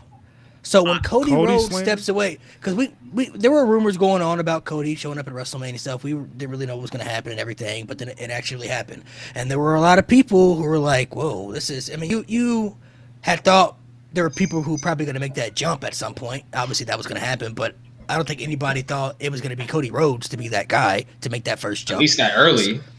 So when he made that jump, there were a lot of speculations and things going up in the air, like what's going on, why? Because I was on a podcast with Sean and a couple other people who said it was going to be the biggest mistake Cody ever made. Like, why would he leave the WWE? And why would he go back to WWE, who didn't value him before, and they're pretty much going to destroy him? Now, obviously, we see where Cody Rhodes is at now. Now he's John Cena. It's worked out well for him, but for him to leave, I mean, I know he said in the documentary that he left AEW due to a personal issue, and I don't think he's the type of guy that will ever come out and speak about that out of respect for Tony. Cody's Khan way too much of a professional to ever do that. Tony Khan of the company, but to me, at least to me, that was kind of the start for me where I kind of felt something was going on with AEW we didn't know about yet. Because I'm like, bro, how y'all lose Cody Rhodes? And he just willingly goes back to WWE. This was still when Vince was in charge too. Vince wasn't gone yet, so he went back to WWE. Put you in that bad position for you he to went back go to WWE when Vince was still there, and he willingly said many times it was the easiest choice I ever had to make. He went back and worked for a man who tried to steal his last name. Yeah, so I Vince mean, McMahon tried to steal his last name, and he went back and worked. He said you couldn't use it. He said on multiple platforms that it was the easiest decision he ever made in his life, and it turned out to be honestly the great decision, because now he's the fucking champion right now, and he's literally the man. You could say he's the face of the company. So, and Alex said I was on the pod. It was me, Sean, Mountie, shout out to Mountie, a couple other people on there, and just from based what they know, they didn't have faith. They was like, this is gonna be terrible for Cody. Like, I remember y'all saying like his reaction ain't gonna be the same, and it's gonna be terrible for him, and it's not gonna work out. And then you look where he's at now, and the way he's still sold out, Malik. He's still sold out. No, I mean, he could have still sold out, but it worked out. You're 100%. I want to give you credit. You were 100% right, but he still sold out. It worked out for his credit, because the way that you gotta do what you gotta do. The way he's being booked right now. I mean, 2 years ago when we were talking about this, the way he's being booked right now, nobody would have thought about that. Thought he was going to be booked really strong. How many matches? You can name a handful of matches he's lost. He's come back. You know what I mean? And the matches that he's lost were against top talent. So the type of, I think what all fans look at too is that the way Cody's being booked right now, they expected him to be booked like that in AEW, which is why they were booing him. This is why one of the reasons they didn't like him, because they thought he was going to turn into that superhero, super guy, and win the world title and beat all these people, but he was the complete opposite. Then he comes to WWE, and now he is what everybody thought he was going to be in AEW, but now he's beloved for that reason. Now, but it's mainly because he's in WWE. You know what I mean? So, everybody, and I'll let Sean speak on that, because somebody said sold out to what. So I'll let Sean speak on his thoughts behind that. Yeah, I'm curious too. Yeah, for me, it's something I've talked about many times, and Smith, I know you had something to say. You can go after him. Yeah, I'm definitely in a minority, clearly, but that's okay. I don't mind being on my soapbox. To me, when you do what Cody Rhodes did, meaning you go out and you are a pillar in starting the new company that you started with the Bucks and with Omega and Tony Khan and whatever the case may be, to me, you go down with the ship. That's how I look at it, from being a man, being a human being with scruples. Do I think Cody Rhodes is a bad person? Do I think Cody Rhodes is a horrible individual? No. But on some level, I believe that unless that personal issue, guys, is something as egregious and disrespectful and putrid that we can't even imagine it, which would mean all bets are off, no problem. But if it was something like a difference in direction, difference in opinion about the direction of the company, difference in opinion about storyline, what have you, if it's something on those lines, to me, for all the public statements that you've made, for all the things you've talked about, for taking the sledgehammer and destroying the throne, all these things, for you to go back, to me, it gives tail tucked between your legs vibes. That's just my stance on the matter. Is it really tucking your tail between your legs if the thing you're leaving is way less of a fruitful endeavor than the thing you're going to? Like, he was getting mixed reactions at best and outright booed at worst in AEW, and then when he went to the WWE, it's the best run he ever could have asked for. Now, I don't ask that. Like, I say that because, you know, I get where you're coming from with that. That it's, you know, if you're that type of person that does believe you go down with the ship, if that's your company, you got to stay with it. I can respect that opinion. I just don't like the sellout narrative, because I think the sellout narrative inherently is just a very misunderstood one, because just because that's not something you may have done doesn't mean that your principles, you know, could align with what their thought process was at the time. Smith, when I started my diatribe, I said that I admit I'm not on an island on this thing. So I know, which is why I said I respect the fact that you were willing to do this. I just wanted to opine on that, shall we say. I mean, for me, just to put a bow on this thing, I'm sure Cody Rhodes did what he had to do. And again, I can't stress this enough. If whatever that personal matter that Cody Rhodes, to his credit, does not want to talk about is something that's unimaginable, then all bets are off. All bets are off. If Tony Rhodes, wow. If Tony Khan disrespected his family, if somebody, you know, spit in his face, whatever the case may have been, figuratively, literally, whatever, you do what you have to do. But if it was something as trivial as like, okay, I don't like the direction of my character, bro, you put your whole life out there to say WWE has done me dirty. WWE has sabotaged my career. The Stardust thing, like every independent show you've done since you left the company, you do the cartwheel in one of these and tell the world that WWE has tried to destroy my whole career. Yeah. I'm just saying, at the end of the day, when you go back, it did work out. God bless them. I think when you go back, that's kind of tough to go back. And my last thing on this is, imagine if he went back. I guess it didn't work out this way, but imagine if he went back and they were like, "We don't want you here." Then where do you go? He's fortunate it worked out the way it did.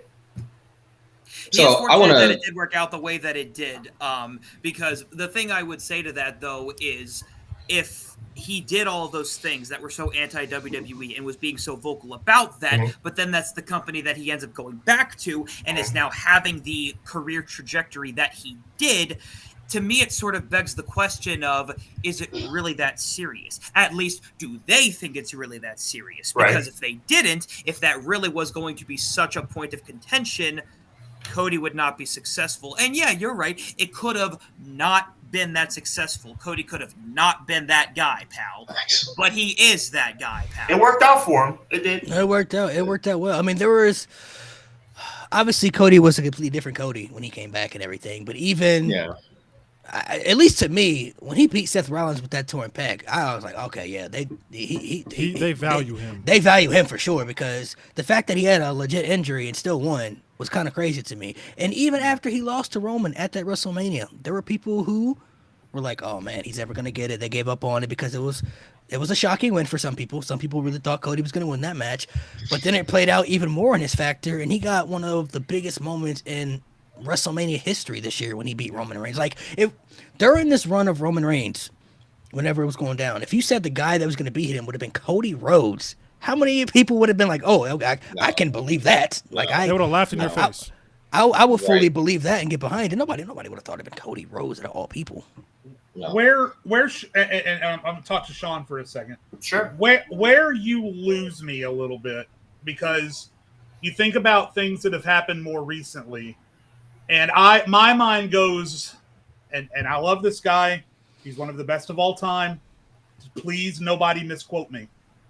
But where my mind goes with this conversation is it goes to Edge, who built his career and really helped build and shape WWE into what it is now. He goes to AEW and immediately starts spewing this catchphrase of, "This is where the best wrestle." And to me, what Edge is doing, if we're trying to define sellout in this situation, when I'm looking at the two situations, what Edge did feels a little bit more like a sellout than what Cody did, because Cody didn't come back and immediately start trash talking. He didn't start he didn't say what I said last week on the podcast, which I took back because I said it in haste. And when I called WWE the real wrestling company, he didn't start saying shit like that. Oh, my. So, and again, I took it back on a video. I went too far. I admitted it. But my point is, when we're comparing the two situations, based on what Edge came from and then what he went to, and then how Edge is now acting in his situation in AEW, that feels much more sell-outish to me than what Cody did and is now doing. And I don't hear anyone calling Edge a sellout.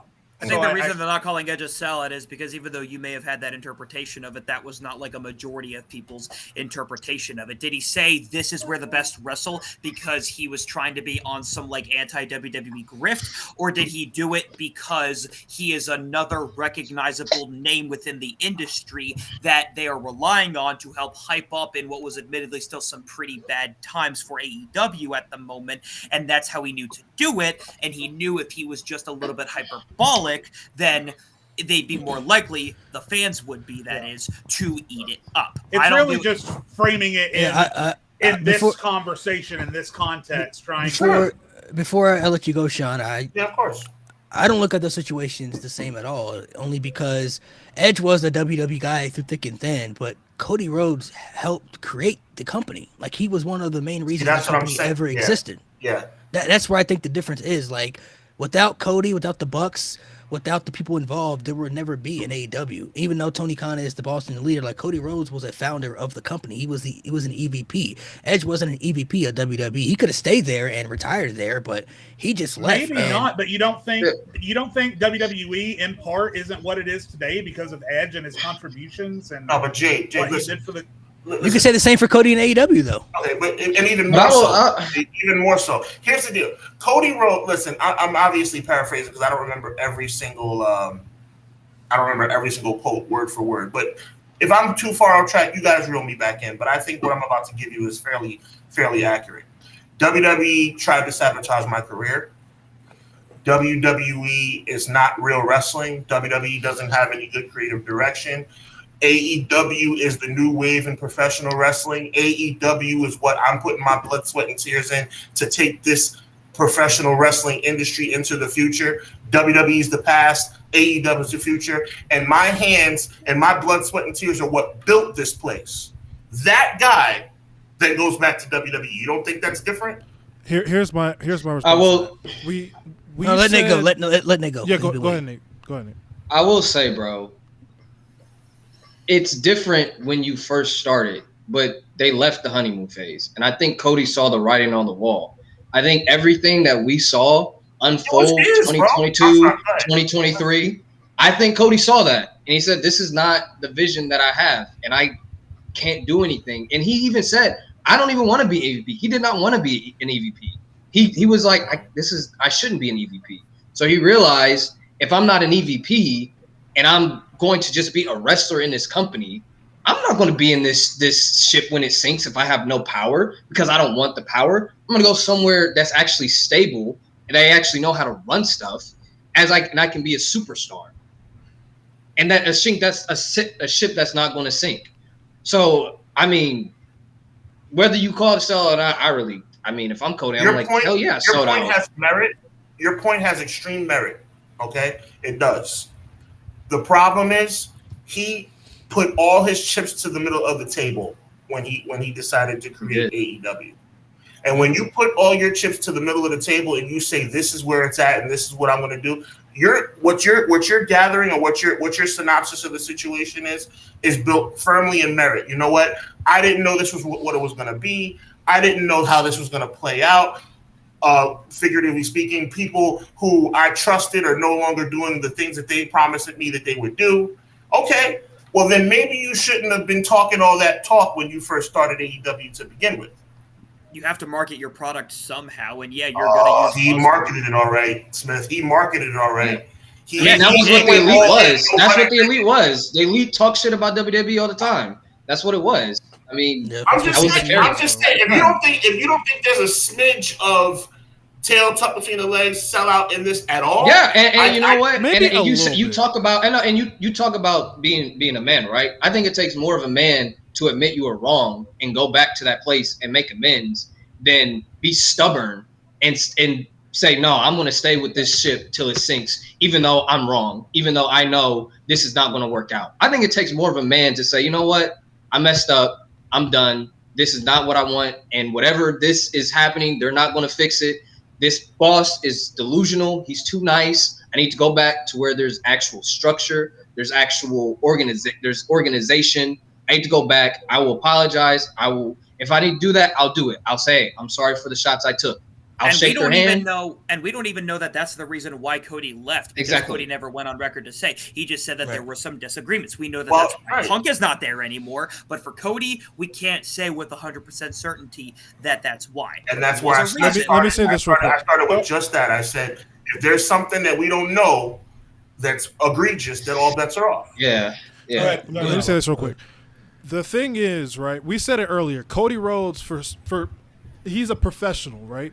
There's a reason why he won't go out and just say why exactly he left AEW. So we're clearly saying this is a man with class and a man with merit, right? My thing is, I don't think – this is obviously speculation because we don't know what it is. Mm-hmm. I don't think he would have actually left AEW if it wasn't so bad. If what caused him to leave wasn't so bad. Right. Because he's shown to be a man of his word. That's all I'm saying. Something else I want to point out too, and this is more just a general note, but it's definitely applicable in this situation, I think, because I think it has something to do with Cody Rhodes, and I think it has something to do with AEW's trajectory as a whole. And I think that there is one indisputable fact that none of us can really argue, and that is that COVID-19 changed professional wrestling forever. Forever. Yep. Who knows what AEW might have been if they had been allowed to continue to climb with that momentum that they had when COVID-19 halted the world. Mm-hmm. Same with WWE. Think about it, guys. If we don't have COVID-19, Roman Reigns goes to WrestleMania and beats Goldberg for the Universal Championship. What happens after that? But instead, he leaves because he's afraid of what's going to happen. He's immunocompromised. He rebuilds, he retools, he refreshes, and then we get the tribal chief. And WWE is never the same. And I think, who knows what would have happened with Cody Rhodes and with AEW if COVID doesn't grind their momentum to a halt. So that's also something we have to consider when we're talking about everything, about Cody Rhodes' decision to leave AEW, about their trajectory, about their flailing attendance and things like that. I think it all goes back to 2020, 2021 when COVID-19 changed everything forever. You got a lot of valid points right there. I want to ask you, when it comes to, I guess, a bigger downfall, what do you think has hurt AEW more, the loss of Cody Rhodes or the loss of CM Punk? I think CM Punk, yeah, I hate saying that, but I think CM Punk is the big, because CM Punk could have helped them rebound. Because here's the thing with Cody Rhodes. I think Cody Rhodes was instantly doomed in AEW when they, for some godforsaken reason, booked it to where he could never win the world championship ever again. That was so stupid. That was the stupidest decision, one of the stupidest decisions AEW has ever made. And Cody Rhodes was booked successfully a little bit with the TNT championship and all that, but then there was just something missing from Cody after that. CM Punk could have been game-changing if Tony Khan had been able to keep him around. And, I make jokes about him being made of paper mache and he's injury, whatever. But WWE is showing right now, CM Punk is injured again, but just having him on television and just having him hug Paul Heyman or sell an ass beating from Drew McIntyre is driving interest through the roof. People love CM Punk. I'm not one of those people. So, yeah, CM Punk is a bigger loss than Cody. Let me just say this, too. Even if Cody Rhodes had not been booked to not ever win the world title again, Cody Rhodes doesn't come close in AEW to what he's doing in WWE. Nowhere close. Oh, no. Cody Rhodes is an internationally renowned and recognized global superstar now. He was never going to get there in AEW. No, not at all. Yeah, I'll say CM Punk, and I think that really showed people that Tony Khan doesn't know what the fuck he's doing. If you can't hold on to CM Punk, your biggest acquisition in your company's history, at least as far as marketing and numbers and all that stuff goes, the business side, all that business stuff that I don't want to get into. But if you can't hold on to that, if you have that man telling you fire me, you fucked up. You're not a good boss. So I think CM Punk in that sense just really shows how much of a inefficient company that AEW behind the scenes was at the time. Just how there was no organization. Tony couldn't put his foot down. That CM Punk, for that reason, is definitely the bigger fumble. Tony Khan put CM Punk in a position where he felt better off in WWE. With Triple H running the show, by the way. Sure, but not to mention, that's what I'm saying. Like he went back to Triple H. He hit that. They let him. They basically just let him. They basically just let him walk, and he's on WWE the next month, bro. It wasn't even a month. They let him walk for free, and then he goes to Survivor Series and debuts and returns in Chicago. So he basically just got a free pass to come right into WWE's lap, like right into WWE's lap, right in there. So CM Punk definitely, I can agree. Not only, CM Punk honestly might be one of the top 10 biggest stars in wrestling history. His value is crazy when he comes into AEW. Instantly, he's doing the stuff with MJF, which was great, and he's bringing a lot of value points, especially for the CM Punk fans who've been desperately waiting for him to come back. You saw the return. People were in the crowd crying because they had been waiting for this man to come back for so long. And for the fact, like Jade said, for Punk to not only want to be fired, but then really realize he wants to go back to WWE. This man cut his promo on his first night back and said, "I'm home." What? The man said, "I came back home." I think that says a lot about the management of what's really going on within WWE compared to AEW, that AEW is lacking. And that's what it really comes down to. They have to have some type of structure there. And some people may like how it is there, and that's totally fine. But you're not going to be able to keep these big names like a Cody Rhodes and a CM Punk. Like, realistically, if we're looking at all the aspects, we get Cody came back to want to win the championship that his dad never won and everything. So he's trying to do something for his dad's legacy. We get it. But realistically, Cody Rhodes should still be in AEW right now. He should still be an AEW guy. CM Punk should still be in AEW right now. These people should still be within the company, especially Cody Rhodes and being an EVP starting the company. Like, these guys should still be within the company, and AEW, not saying they're in a bad position, but they should be in a much better position. And, the loss of CM Punk, I think, probably is going to haunt Tony Khan's dreams for a long time, because the fact that he had to really kind of fire him when he really didn't want to fire him, but you also can't fire the elites as well. You can't fire Kenny, you can't fire the Bucks, you can't get rid of them. So they're obviously not going to get along and work together. Even when you made a separate show, still was trash, and they still couldn't make amends. The fact that you had to let him go, it's really going to be one of Tony Khan's biggest regrets. Not saying that it'll affect the company whole years from now. We don't know what the company's going to look like. I don't want to speak on that, but that's something that you're going to look back on, one of those mistakes, like, man. I want to say you're right on the money about talking about years to come, though, because obviously I'd be foolish to say CM Punk was not the bigger loss. But from a symbolic standpoint, losing Cody was a big loss, too. When I say symbolically, I'm like, that goes back to what we were talking about before. I'm not going to revamp, but if Cody can leave, there must be something wrong over there. It's a huge morale loss. Morale loss. Yeah. If one of the pioneers says, "I can't be here anymore," and we all agree he's an AEW pioneer, right?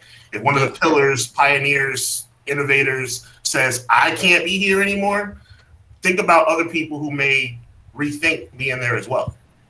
Thanks. And I mean, it's already started. We just saw the scene last week with him standing backstage in NXT with 3 other former NXT guys. Jade Cargill's going to be world champion by the end of next year. So it's the tides are already shifting, and it all started with Cody Rhodes. Yep. So what are I guess let's dive into the pros and the cons, man. What are some things about AEW that you really, really like, and things about AEW that I guess just piss you off, that you can't stand? Everybody's I think gonna have we've different made tastes. it pretty clear what we don't like and the things that piss us Yeah. off about Yeah. AEW. I think if you had to put a Besides, neat little bow on all the besides good cons, old Tony Khan, is there yeah, anything I think else? if you had to put a neat little bow on all the cons, it would literally just be 2 words, Tony Khan. But if I had Tony to, Khan is the biggest and- con. But to end this on a positive note, which I think we should, which is the things that we do like about it. I made a couple of them here that I still stand by that I think are pros. Some of them updated from the last time I was on a podcast and spoke about what I liked about AEW. I still think they deliver when it comes to match variety, the different types of styles you can see on any given AEW show, whether that be Collision, Dynamite, Rampage, or a pay-per-view. I like the very idea of stars from other places having exposure to a North American audience because it's one of the biggest wrestling audiences in the world. So having another place that's not WWE, it gives you that exposure. I also like that some people may not agree with this take. I don't give a shit. They are gradually turning their women's division around after years of that being the universally accepted biggest problem with the company. It was the biggest problem with the company for years, and we all knew it, and we were all sick of saying that was the biggest criticism because no other criticism objectively really came close. But with the existence of Mercedes Moné to have that name value, ensure that she could still go, with the existence of Toni Storm reinventing herself as timeless Toni Storm, also helping to get over someone like Mariah May in the process and what they've been able to do with other people. The story with Chris Statlander and Willow Nightingale. Chris Statlander, one of the almost day oneers, and Willow Nightingale being one of the most genuinely over baby faces in the women's division. They have a story going, and it's actually somewhat of a long-term story. Talk, Smith. He's cooking, man.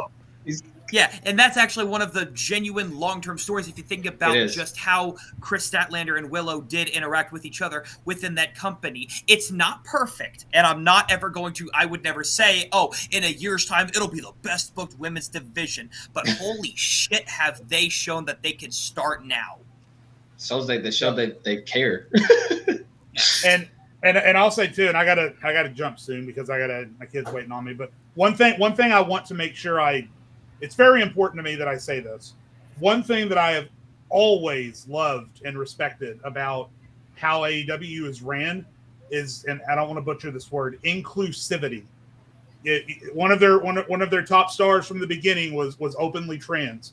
One half of one of their most popular tag teams is openly gay. They have stars of every race, of different religions, of different countries, of different ethnicities and backgrounds.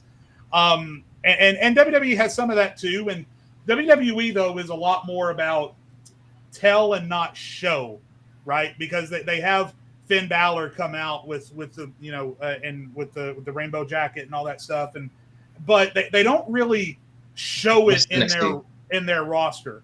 But AEW from the very beginning has been openly supportive of everyone on their roster that is a minority or that faces some kind of public backlash just based on how they were born. And so the support that they've shown for those people and the fact that they actively make their roster all-inclusive has always been high up on my list for reasons why you should support AEW. Yep. And I don't know if that comes from the top down, so you can put that on the list of things that Tony Khan does right. But obviously there's that. And then the one big thing that I have to say that I dislike about AEW still to this day, you're right, the women's division is much better. I'm so glad they fixed the women's division because up until a couple of months ago, that was on my list. And listen, I know this is for some people and for some other people, it's just not for you. And this happens to be not for me. I don't even know if there's a word for this. So I'm just going to give you an example that seems to happen every other week on AEW. If I have to watch two guys, Canadian, destroy each other 17 times in a row and kick out at one, I am going to rip out what's left of my hair. And I know that WWE does this sometimes too. Cody Rhodes just did a neck buster or whatever from the top. Burning Hammer, right? Burning Hammer. Lord. But there is a difference in pulling out a big move in a big match and kicking out at two. And then at 757 on an episode of Rampage, 2 guys hitting 17 Canadian destroyers in a row, and then one guy kicking out at one. And then even something as simple as a roll-up can't just be a roll-up. They have to flip off of the middle rope, backflip over the guy, slide between their legs, jump up on their head like they're going to do a Hurricane Rana, fall off of their head, and then roll them up. You can't just roll a guy, and it was for 2. It was for 2. It wasn't even for 3. I can't stand it. Listen, there's a theatrics, man. Theatrics. I understand the theatrics. I understand the acrobatics. I understand all of it. I don't need it every single week. Just chill out. Just chill out a little bit. That's all I'm asking. Just chill. Now, I will say sometimes it does get a little egregious, and I will, to that point, sometimes their matches do run a little long. Like, it was the Bucks versus the Acclaim. I was like, yo, I think Anthony kicked out, and they won, so I see why they did it. But I was like, yo, in this fucking match, like, we are done. And I remember this was like a month or 2 ago on Collision when Swerve defended against Claudio. Ray Phoenix faced some guy from AAA, which is great, or CMLL, whatever it was, which is great. I love it.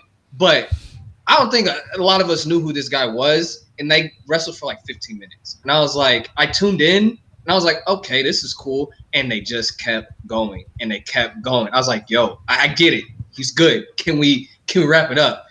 Sometimes their matches run a little long. It's like, we get it. Y'all can wrestle. But sometimes you could tell a story in 10 minutes. You don't need the full 15. Like, if we're going to do like the main event, obviously, yes, let that match go long. That's perfectly fine. Whatever. But like that era of Chris Jericho coming out and wrestling like 15-minute matches on Dynamite every week against all these luchadors, that was the most egregious time of like on television. I was like, why is he getting this much time? This dude's like 50. Like, why is he wrestling so long? So sometimes the matches are a little long. Pay-per-views, I understand why matches are long, but then again, pay-per-views are an issue because they run too long. You cut 3 matches off pay-per-views. I don't need to see certain matches. I don't need Chris Jericho on my pay-per-view every week, bro. You've been cooking, man. But I gotta disagree with you on that one part. The pay-per-views being long don't bother me because the pay-per-views are excellent, man. They're great, but it's too much. It's too much. It's way too much, bro. Like, what the last pay-per-view, bro, Double or Nothing, that ended at midnight, bro. I was so tired. I'm like, bro, we get it. Y'all can wrestle. Like, either cut the time or cut the matches. Y'all have these big matches on Dynamite anyway. These are Dynamite main events. These are Collision main events. If you would work on Collision, if you could actually bring that show back to what it was when it first started. But the pay-per-views do tend to run long. And this is what it's like for Sean comparing, because we've had our debates about WrestleMania being one night and 2 nights now. Lord. It's really like, honestly, their pay-per-views are really long. It kind of reminds me of how WrestleMania was, where like we talked for years WrestleMania was so long, and you were always one of the vocal guys saying that you like the one night WrestleManias, but they can cut some of those matches. Some of those matches don't need to be on the show. Like, get rid of some of those matches. Some of those matches could be on the pre-show. You got a pre-show for a reason. Some of those matches could be on the next show.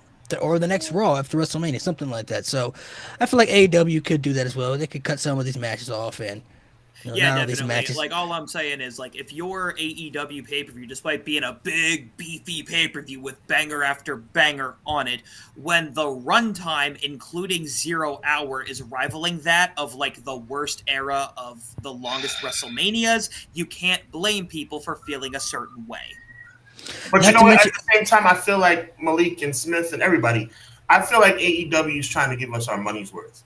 I agree. You got to remember, we're paying $49.95 for these pay-per-views, right? This is not a $9.99 WWE PLE.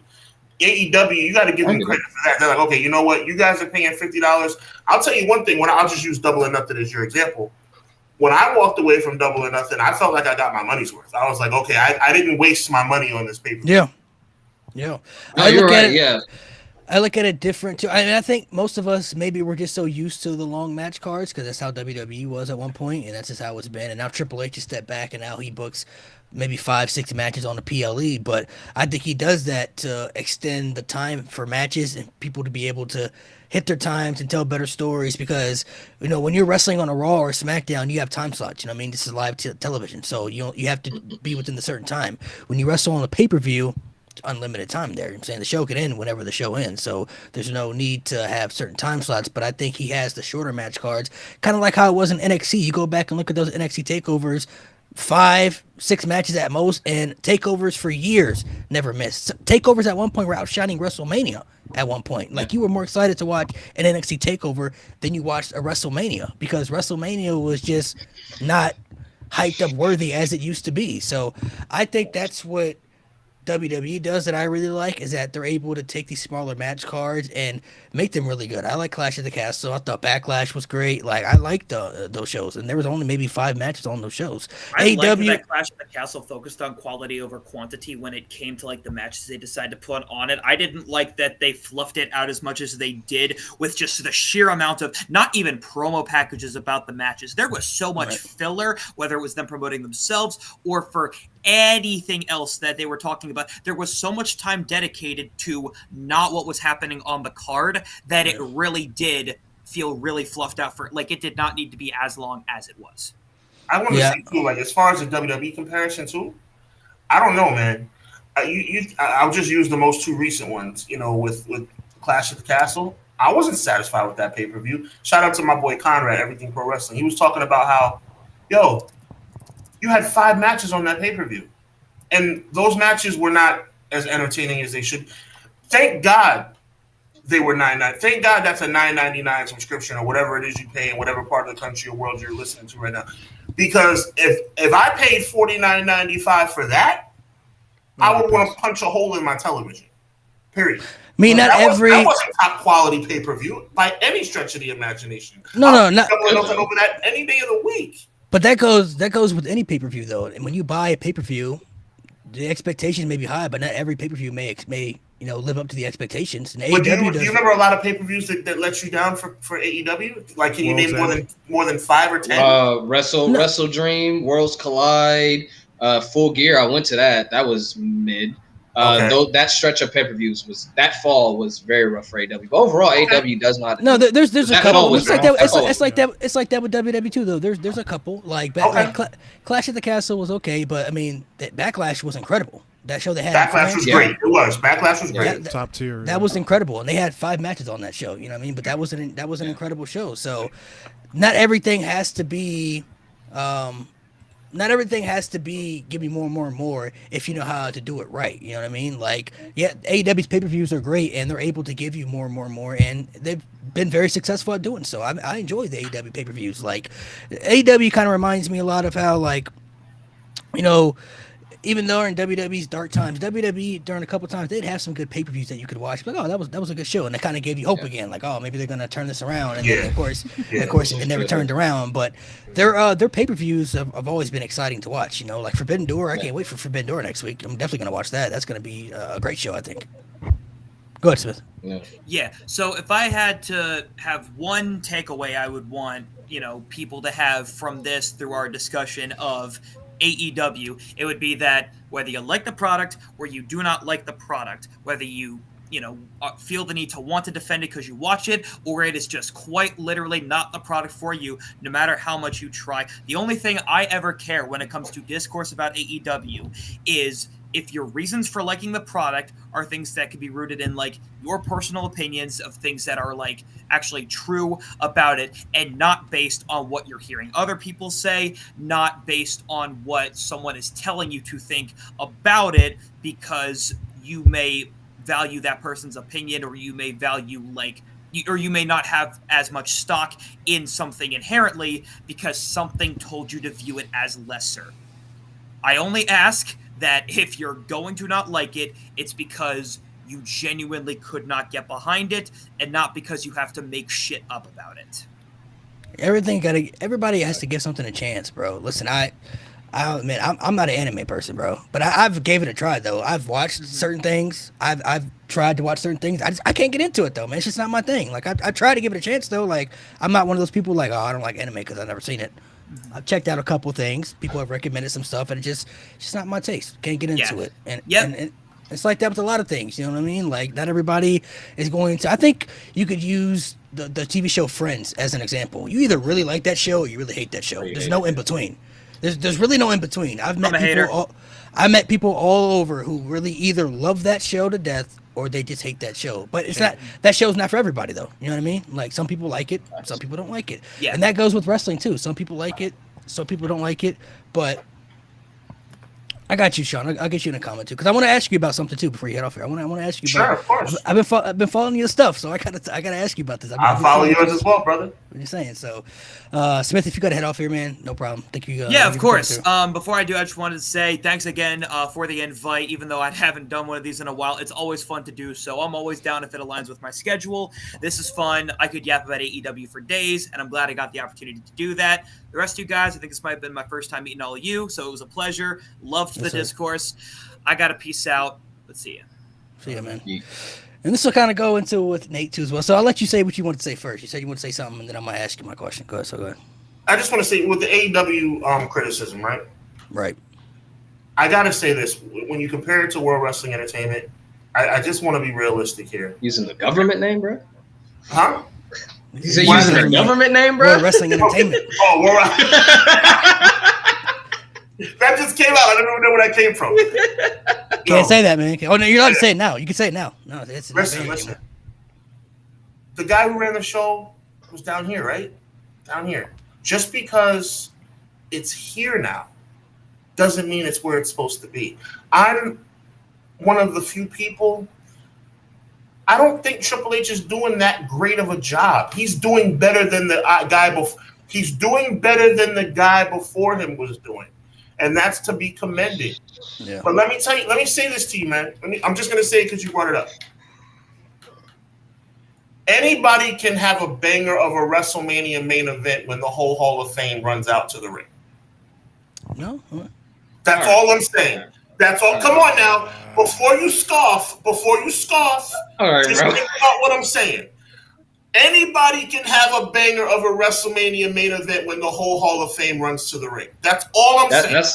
So that happened last year too, right? Yeah, the same two people had a banger without him. I'm not saying. I said he's now. You gotta. Don't think about it. What did I start by saying though, bro? What I started by saying. Someone said, "Hold up the sign." Doing a better job than the guy before. No sign. Doing a better job than the guy before him. Take his rights away. This is crazy. Man. That's crazy. Triple H is. But to be fair though, yeah. Number one, Roman and Cody already had a good match the previous year at WrestleMania without all that interference. They had a really good WrestleMania main event without. No, but I'm using that as an example. But I see. Is Triple H knocking everything out the park? Let's take it easy. No. Of course, there's a lot of things that Triple H. He's got his fumble. Shayna Baszler. They want the sign. I have to. There's definitely a lot of things that Triple H definitely has to fix. The women's tag team division. Y'all are mad at me, but Zoe Stark's challenge for the women's championship at Survivor Series. Oh, the women's division. Yeah, that was a fumble. Dog water. I ain't gonna lie. No. Yeah, there are a lot of things. There are a lot of things. Give me a fair shake, guys. That's all I'm asking. There are a lot of things that Triple H could definitely improve on, but the reason the product is so much better is because he's made it watchable again. There was a point in time when we all have done the podcast, you and me, back in the day, bro. It was unbearable to watch. We even questioned like, why are we still watching this? Why do we break ourselves to watch this every single week? Some people gave up on it. It gets to a point where, listen, and I think most fans, not saying you in particular, Sean, but I think most fans are really stuck on the nostalgia of the eras they grew up in. You know what I mean? And they expect wrestling to be what that is. Like, oh man, I grew up during. We've all had people like, I grew up during the Attitude Era. I'm the Ruthless Aggression Era. Like, I grew up during.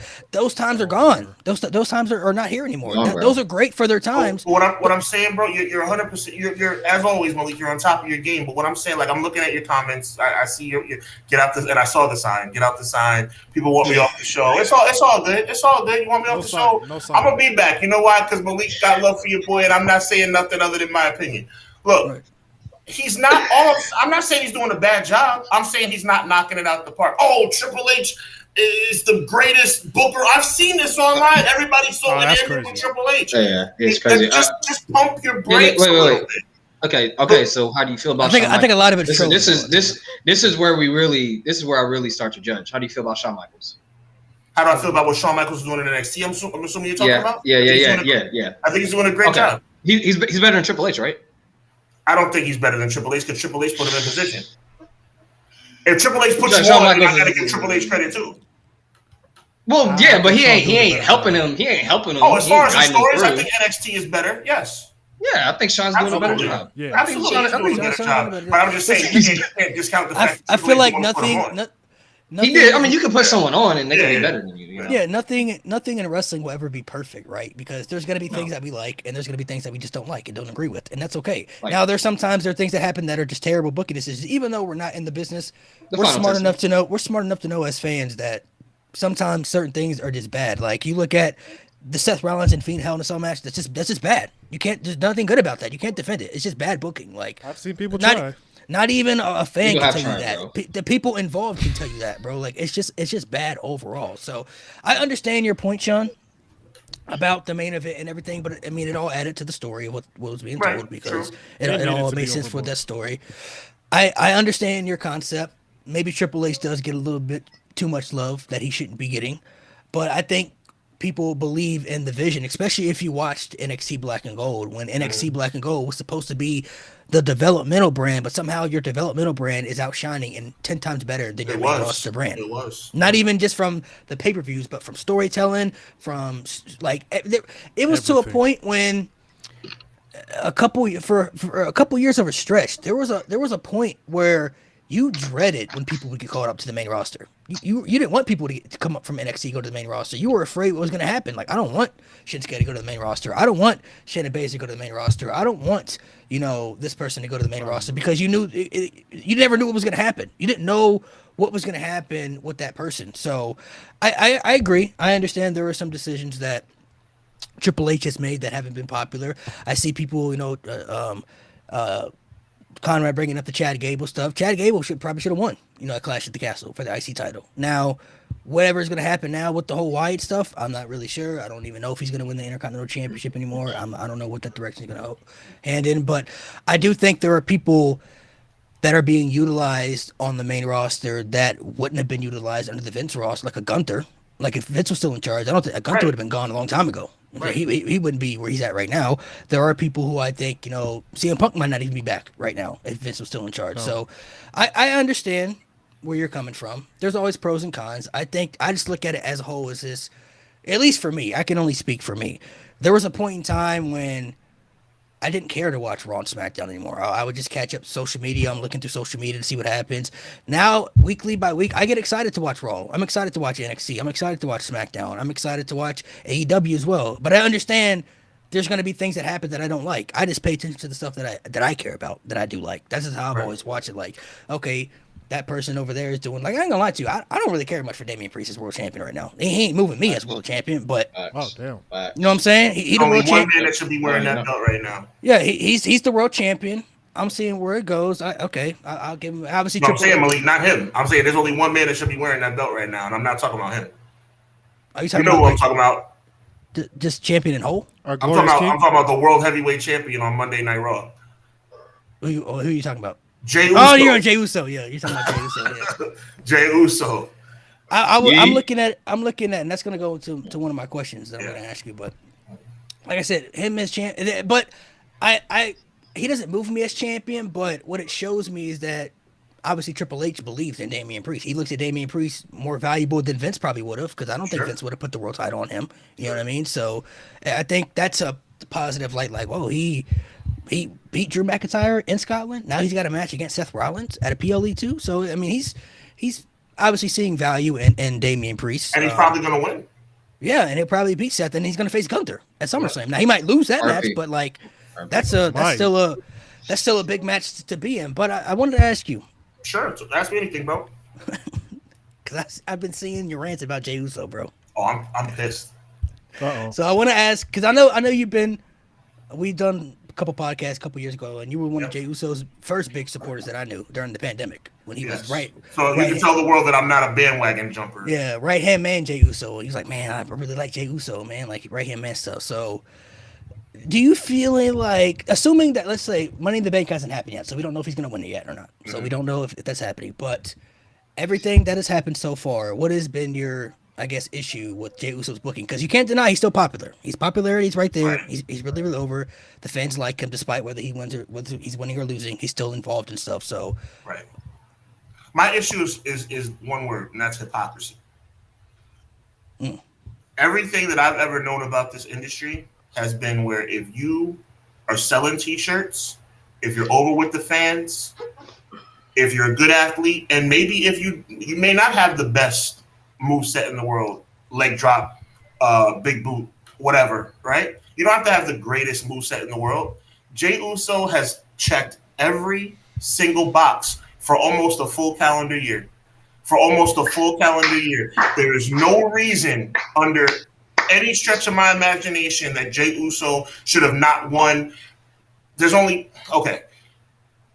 was probably going too far when I said Jey Uso should beat Roman Reigns at SummerSlam last year. I was kind of bugging out a little bit at that point. Roman should have won that match, and for hindsight, I'm glad he did. Jey Uso, in my mind, it would have made sense for him to beat Seth Rollins on Raw. It certainly would have made sense for him to beat Gunther for the Intercontinental Championship instead of Sami Zayn. And the fact of what we talked about earlier about what we saw in France, that was one of the most electrifying, for lack of better words, spectacular entrances and spectacular fan reactions I have ever seen.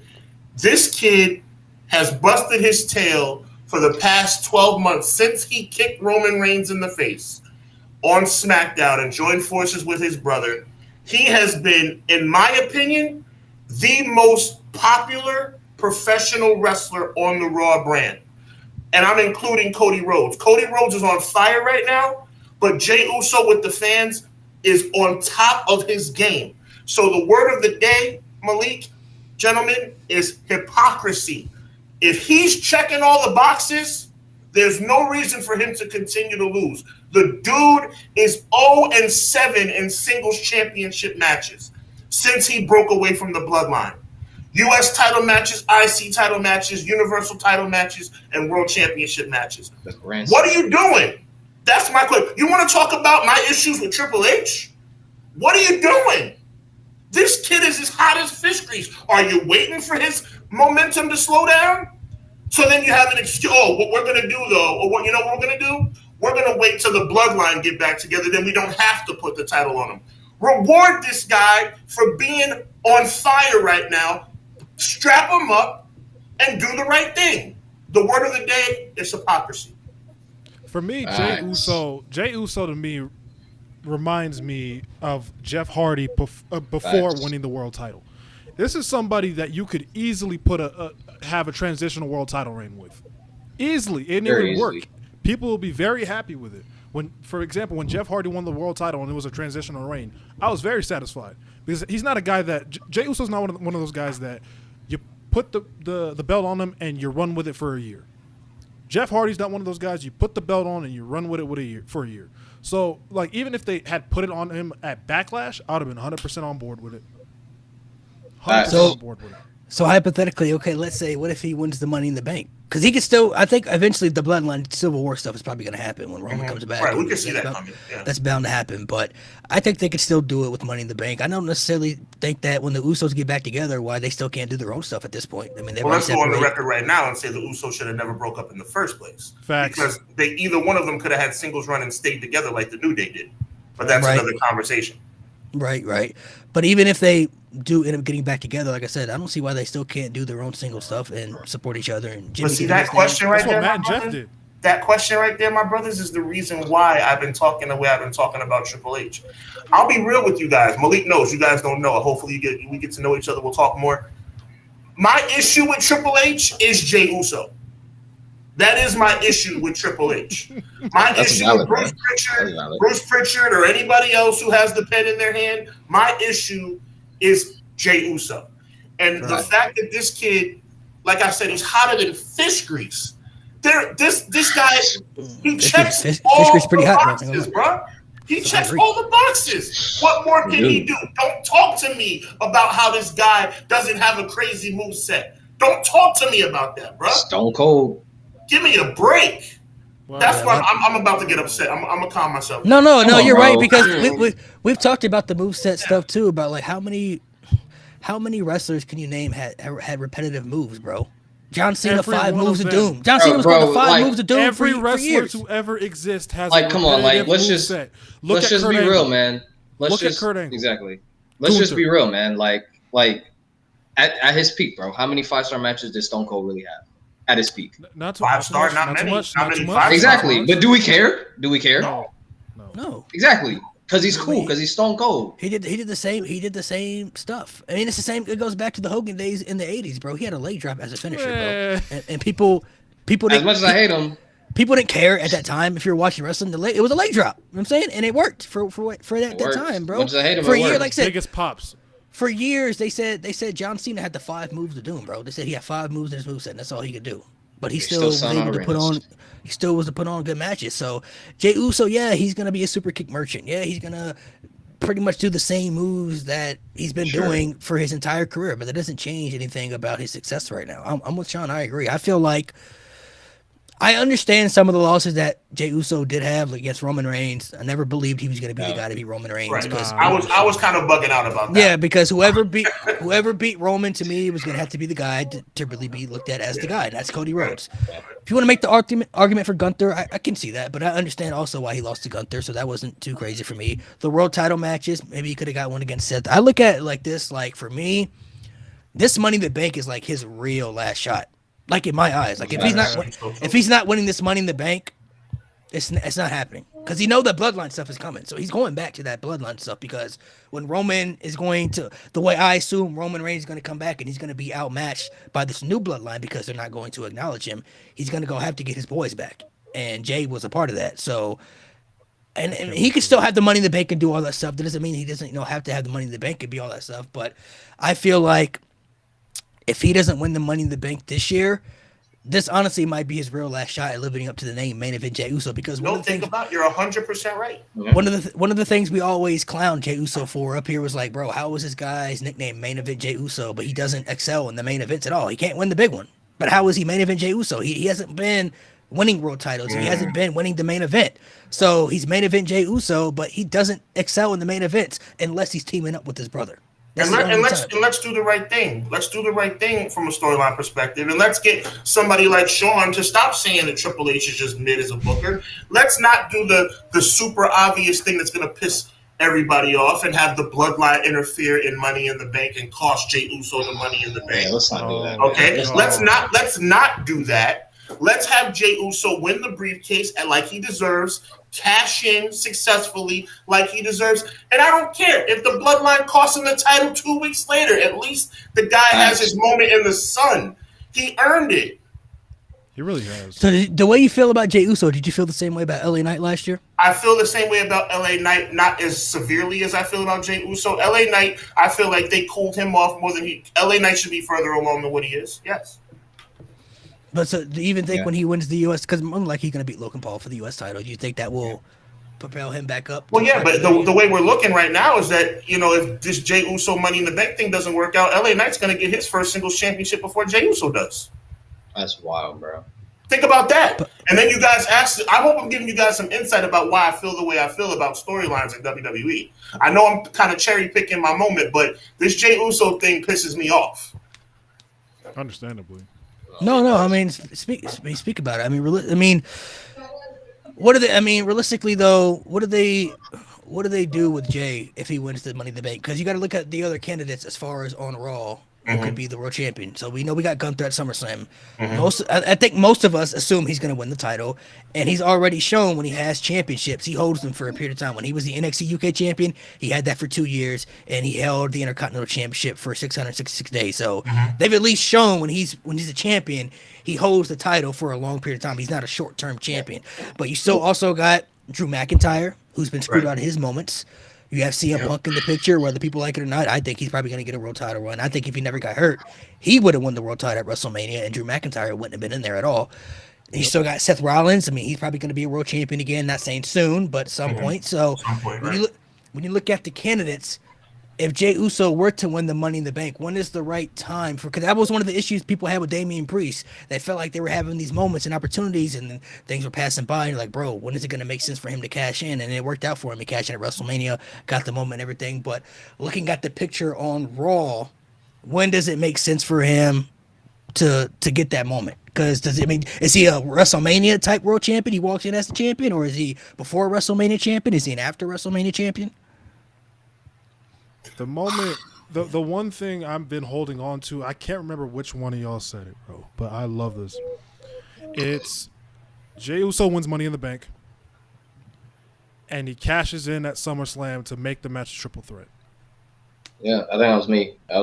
And then transitional reign, then you give it to Gunther at Bash. Gets his ass beat at the Bash of Berlin. That to me, I don't have a problem with it. I wouldn't be mad at that at all. That's not a bad option. I think it's that's not a bad option. Because Gunther obviously is German and he speaks German and all that stuff. He's from Austria, so I mean, because Malik, you, like I said, you know me. You guys get to know. I believe that talent that shows up and shows out deserve to have check marks on their resume, guys. People, I'm old school, you know what I'm saying? I was born in the late 80s. For me, I think about people like Mr. Perfect. I think of AWA championship aside, but I think about people like Mr. Perfect. I think about Scott Hall. I think about Ravishing Rick Rude. 5-star talents who never got the belt. Jey Uso, this moment when Jey Uso comes and goes and they never strap him up. What are we doing? Like some years from now, we're gonna look at it like, what are we doing? Yeah, why? He's been hot. Like, he's been hot for a year. Yeah. Still hot. A year. And it hasn't died down at all. It's only gotten stronger. That's how you know it's like real like popularity. Because a lot of times people get popular and then they fall off. I hope that gives y'all some insight about why I feel the way I feel right now. No, the way you feel about Jey Uso, the way you feel about Jey Uso is how I feel about Braun Strowman, bro. Yeah. I will always never, and you were there at the podcast. I remember. I would never ever get over that. The fact that they didn't pull the trigger on that motherfucker. Crown Jewel was when he was the most over guy in the company and the most believable guy to beat Brock Lesnar in a believable way. When he was mad. But eventually they did strap him up though.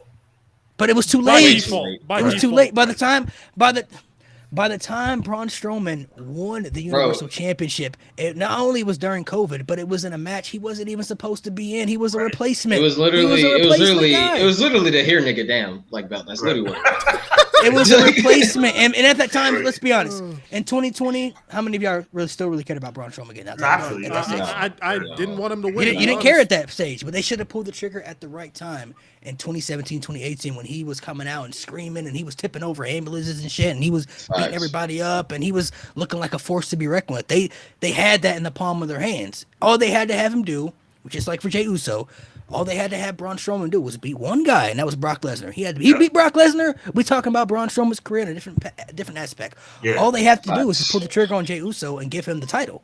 That's it. That's all they got to do is pull the trigger. Now, is your gut telling you that he's going to win the Money in the Bank, or you think they're going to do some fuckery shit? I have no reason to believe WWE is going to do the right thing. Yeah, exactly. I have no reason. After what I saw in France, there's no reason for me to. Of course, you know what I want and what I think is the right thing. Jey Uso should definitely win. Now we don't. Okay, so we don't know who the rest of. So far, we only know it's Jey Uso, Andrade, and Carmelo Hayes, right? And then it looks like the field is setting up for him to win. Yeah, and now you have the qualifying matches tomorrow. You have Strowman, you have Chad Gable, and you have Bronson Reed, right? You have Logan Paul, LA Knight, and Santos, and their LA Knight is kind of going to be distracted with the U.S. title. Yeah. It's looking like this, but see, I don't trust them. I don't trust WWE to do the right thing with this guy.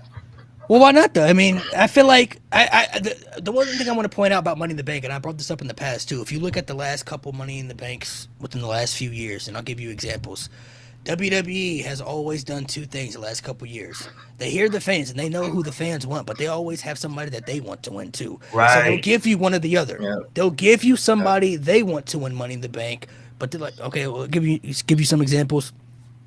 LA At the time when Liv won Money in the Bank, that was what a lot of the fans had wanted. They wanted Liv Morgan to win Money in the Bank. They gave it to us. Okay, what do? Then they turn around and give it to Austin Theory about an hour later. When it was like, what? Like nobody wanted that. You know what I'm saying? They gave it to Austin Theory. You look at, you can even use last year as an example. EO won the Money in the Bank. A lot of people wanted EO to win the Money in the Bank. That was cool. Now, LA Knight was the option, and they gave it to Damian Priest. I wouldn't say people hated it, but it was kind of like. I had LA Knight right there, bro. Yeah, it was like LA Knight was right there though. Like he was there to get that moment. Like, Nikki Ash wins the Money in the Bank. Like, why is she Money in the Bank? But then they give us Big E. So it's like they will give you one person that you want, but then they will end up doing. I had people trying to tell me that was a good idea, bro. To piggyback off of your theory, I hope that the person that they want, the company wants, is Tiffany Stratton, and the one that we want is Jey Uso. I agree. I agree. I mean, I want both to be honest. You know what? if Jey Uso were to win the Money in the Bank, I can sacrifice Tiffany Stratton because there's other good options still there. You still got Jade, you still got Naomi. They still got people in there they can give it to. Chelsea Green. They still got people they can give that Money in the Bank to that I wouldn't be mad at. Like, okay, even though Tiffany didn't win, I'm not mad that they gave it to Chelsea Green. They gave it to Naomi. That's fine with me. But the way I'm looking at the playing field, and I like how Triple H is doing the Money in the Bank because he's kind of going back to the old ways where you're putting people in this match that have never achieved it. That's what Money in the Bank was always about, right? People who needed to get through that glass ceiling to prove they could be world champion. Guys like Edge, Seth Rollins, guys who weren't able to get past that edge, but the Money in the Bank was going to help propel them into the main event scene. You look at all these people they got in so far. Jey Uso's never been a world champion. Andrade's never been a world champion. Carmelo Hayes never been a world champion. They're still fresh and they're still being built up properly. So I like how they're not just putting all these legends in there, people who have had these moments in this win the Money in the Bank who don't really need it. This is a big opportunity, and I want Money in the Bank to start to feel like that again. And Jey Uso winning the Money in the Bank is the correct move to me because, like I said, this is his last shot.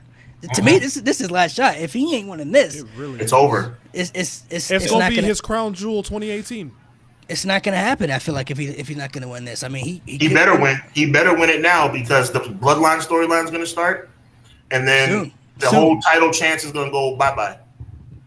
I mean, very soon. I mean, because you look at he couldn't win the world title, couldn't win the IC title, couldn't win the King of the Ring. You know what I mean? So it's like crazy. I feel like the Money in the Bank is his real last opportunity. But I honestly. The way I'm looking at the options in there, depending on who else they put in there, I don't really see anybody else winning it besides him. I don't. Let me tell you. Let me ask you something, Malik, and you guys too. More likely to happen, just from your comp. See, you guys have more love for WWE than I do. I love wrestling if it's done correctly. Yes. How confident are you guys that Jey Uso finally gets his Money in the Bank, his moment in the sun? Or that the Bloodline stopped him from winning the match. You know what I'm concerned of him winning the briefcase. The way I see it, cashing in. Yeah. Well, I hope you guys are right. I think they're gonna do something stupid. The way I look at it though, you got to look at the options. So if Jey Uso's not gonna win, you got to look at the people who could possibly win. Now, so far, like I said, we only know that. Carmelo Hayes and Andrade are in there. I don't see either of those guys winning the Money in the Bank. Carmelo Hayes is still new to the roster, and he's still being built up. And Andrade he's just in there. I don't see him winning it. He's just there. Now, with that triple threat, you have LA Knight, Logan Paul, and Santos. If Santos were to get into that match, because LA Knight and Logan Paul are going to fight for the U.S. title, so if Santos were to get in, I don't see him winning it either. I don't see him, right. If they throw LA Knight, Logan Paul, maybe. You could possibly say maybe, but even if one of those guys were in, I think one of those guys cost each other. I think if Logan gets in, LA Knight's coming out to make sure he. You got to remember, they always do that last chance BS, so that means Finn can get back in. Yeah, and I mean if Finn's in there, then maybe they could do that. Yeah. So, and then you look at the triple threat. You have Braun Strowman, Chad Gable, Bronson Reed. I don't see any of those three guys winning the Money in the Bank either. The only person I think can win is if they do a last chance, whatever, and Finn gets back in. Now, if Finn Balor's in there, that does put things up in the because changes it with the Judgment Day story and Damian Priest being the world champion. So, and I can understand that concept of Finn Balor. Okay, maybe Finn Balor is, a cannibal option. But realistically, look at the playing field. There's nobody I'm looking at right now. No, you're right. Like last year, LA Knight was the favorite, but I'm like, Logan Paul, I don't know, man. He's right. Chance. He's right there. Even Damian Priest kind of floating. I'm like, no, there's some options there, but like this year, the way it's looking, I'm like, I don't believe anybody else is going to win it. I hope you guys are right, because I've been waiting for Jey Uso to have his moment for about 6 months. And like I said, I think sometimes maybe WWE does push the agenda of like you have to wait. Let things wait. I think sometimes when people get really hot, we're so concerned about their momentum dying that we want the moment just to happen right now, because we've seen that happen with a lot of people in the past that had a lot of momentum that got built up right, and then they didn't pull that trigger, and then by the time they ended up pulling that trigger, nobody cared anymore. It was too late. You know what I mean? It was too late. So I think they're gonna do the right thing. I hope so. I think they're gonna do the right thing. I'm looking at it. I'm looking at it like the Bloodline come out and interfere, but I don't see why they would. They don't have any connection to Jay right now at all. Yeah, like, what has he done to them at all? Jay's completely separated from them right now, and Jimmy's gone off TV right now. Roman's gone off TV. Their beef right now is strictly with Cody and trying to get that title back in the Bloodline. Okay. That and with Randy and all those guys, that's where their beef is at. I don't think Solo's looking at Jay like, you want money back? I don't care about them. I think they're looking at Cody Rhodes like, we need to bring that title back. I've never hoped you were right more than I hope you're right now. Now it's just based off what they've been showing us. Yeah. Just based off what because when you brought up Finn Balor, I thought the Wyatt 6 was gonna come out and cost Jey Uso that match, and he wasn't gonna win it. That's what I thought was gonna happen, because Jey Uso said that he brought back the Fireflies and everything, and I'm like, the Wyatt's coming back, they about to cost Jey Uso and everything, but then they had Jey win. So that's just how I see it. Maybe I'm wrong, maybe I'm right. I think he's in there for a reason. Realistically this time. I don't think the BS with Jay is going to happen at Money in the Bank. I think the potential BS is when he's going to actually cash in, because that world title scene is just so damn loaded, and it's great. Yeah. I'm happy about that, because it was years that. So you think he cashes in unsuccessfully? That's my biggest fear. Possibly, yeah, because by the time he has Money in the Bank, I think he'll already be back in the Bloodline stuff now. And that's where they're going to be like, oh, we're screwing you over now. But, they could do some great storytelling. I mean, realistically, what I think they should do, they could have the Bloodline interfere, but they should have Roman help Jay get that moment then. Because Jay helped Roman all those years, was being the right-hand man.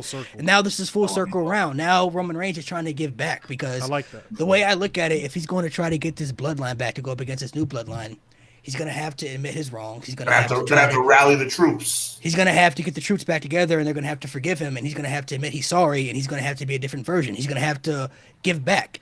And what better way to get back than helping his cousin become the world champion? Guys, I got chill bumps thinking about Roman helping Jay. I love that. Yeah. It comes full circle.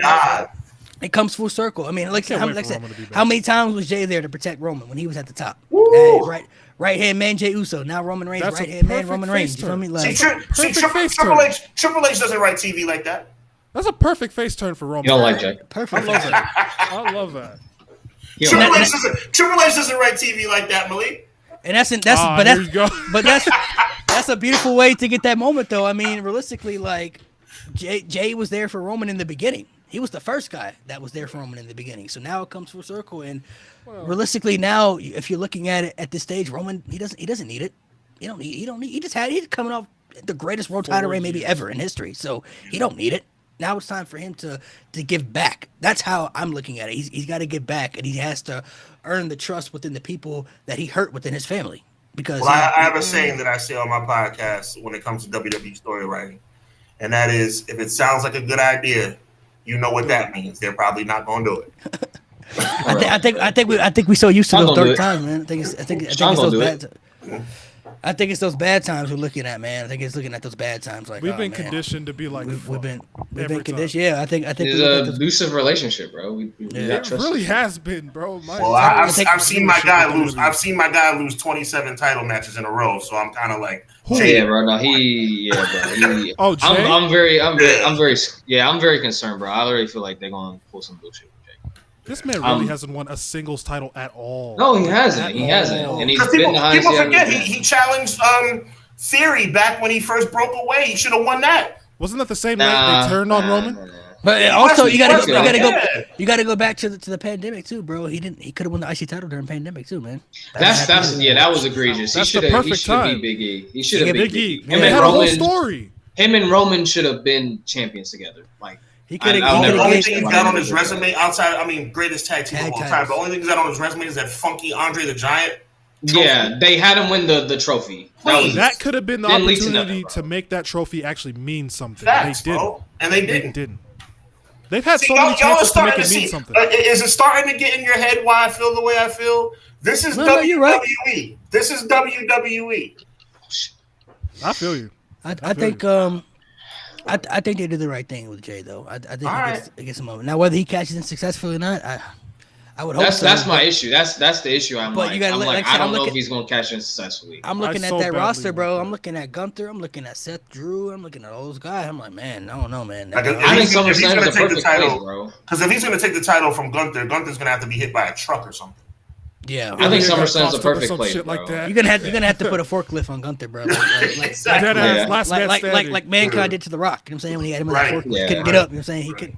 He couldn't possibly. But the triple threat could come in because Gunther wouldn't have to take the pinfall. You know what I mean? Exactly. So he wouldn't technically get pinned to lose, which would allow him to allow him to do things. And you could still stretch that out if they wanted to. Gunther could still win the Royal Rumble if they wanted to, and he could go on to WrestleMania on the title. So not saying Jay will be champion that long, but if they wanted to stretch that out that far, they could do something like that, and Jay maybe can get a little run for a couple of run in the middle, right? And then lose it to whoever they're gonna have him face, Gunther and Seth, Drew, Punk. I don't see Jay. I don't see Jay walking into WrestleMania with the title. No. I don't see that at all.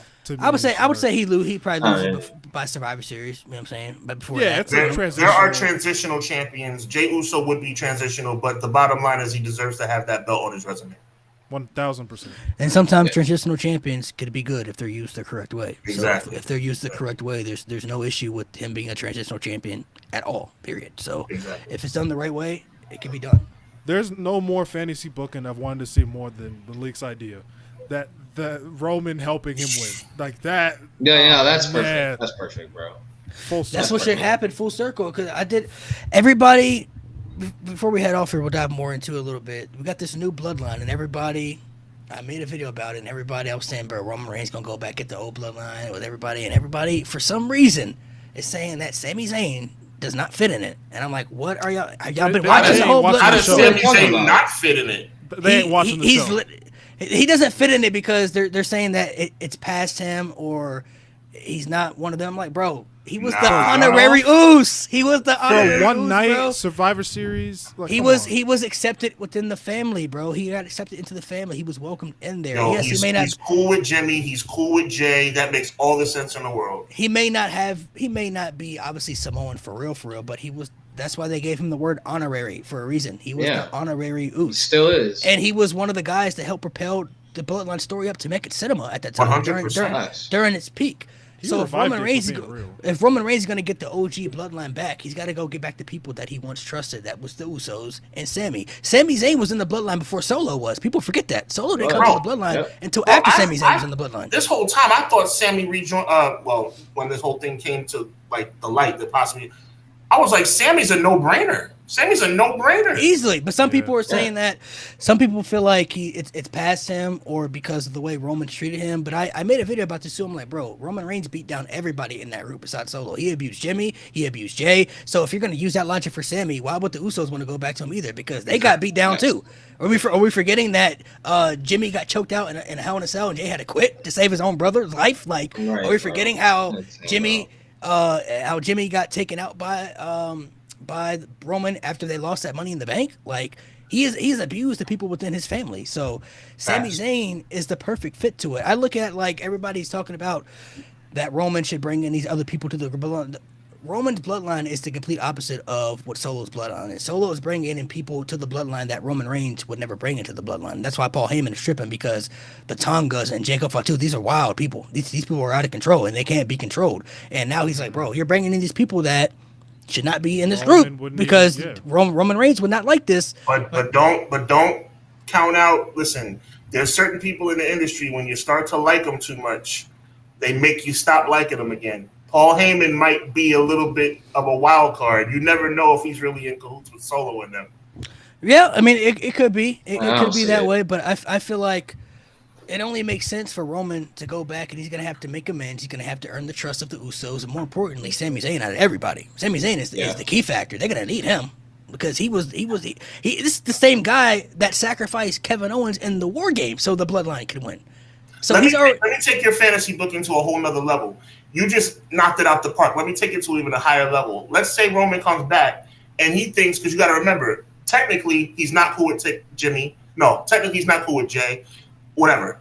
Not cool with Sammy. But what happens if Paul Heyman does turn on Roman Reigns? It was a plot the whole time. Now Roman Reigns is desperate. That brings in your storyline now. Roman has nobody. Roman needs to do an act of kindness to Jey Uso to get him back in the fold. And maybe helping him win Money in the Bank is that gesture. Possibly. The idea that I throw is I think they're going to do Roman and Solo at SummerSlam, and I think Solo should win that match. But do it the way that Roman was doing all his matches. The Bloodline outnumbers him, and they beat him down in the ring. And then Solo Sikoa is able to get that victory. Then Roman realizes full circle he can't take down this group by himself.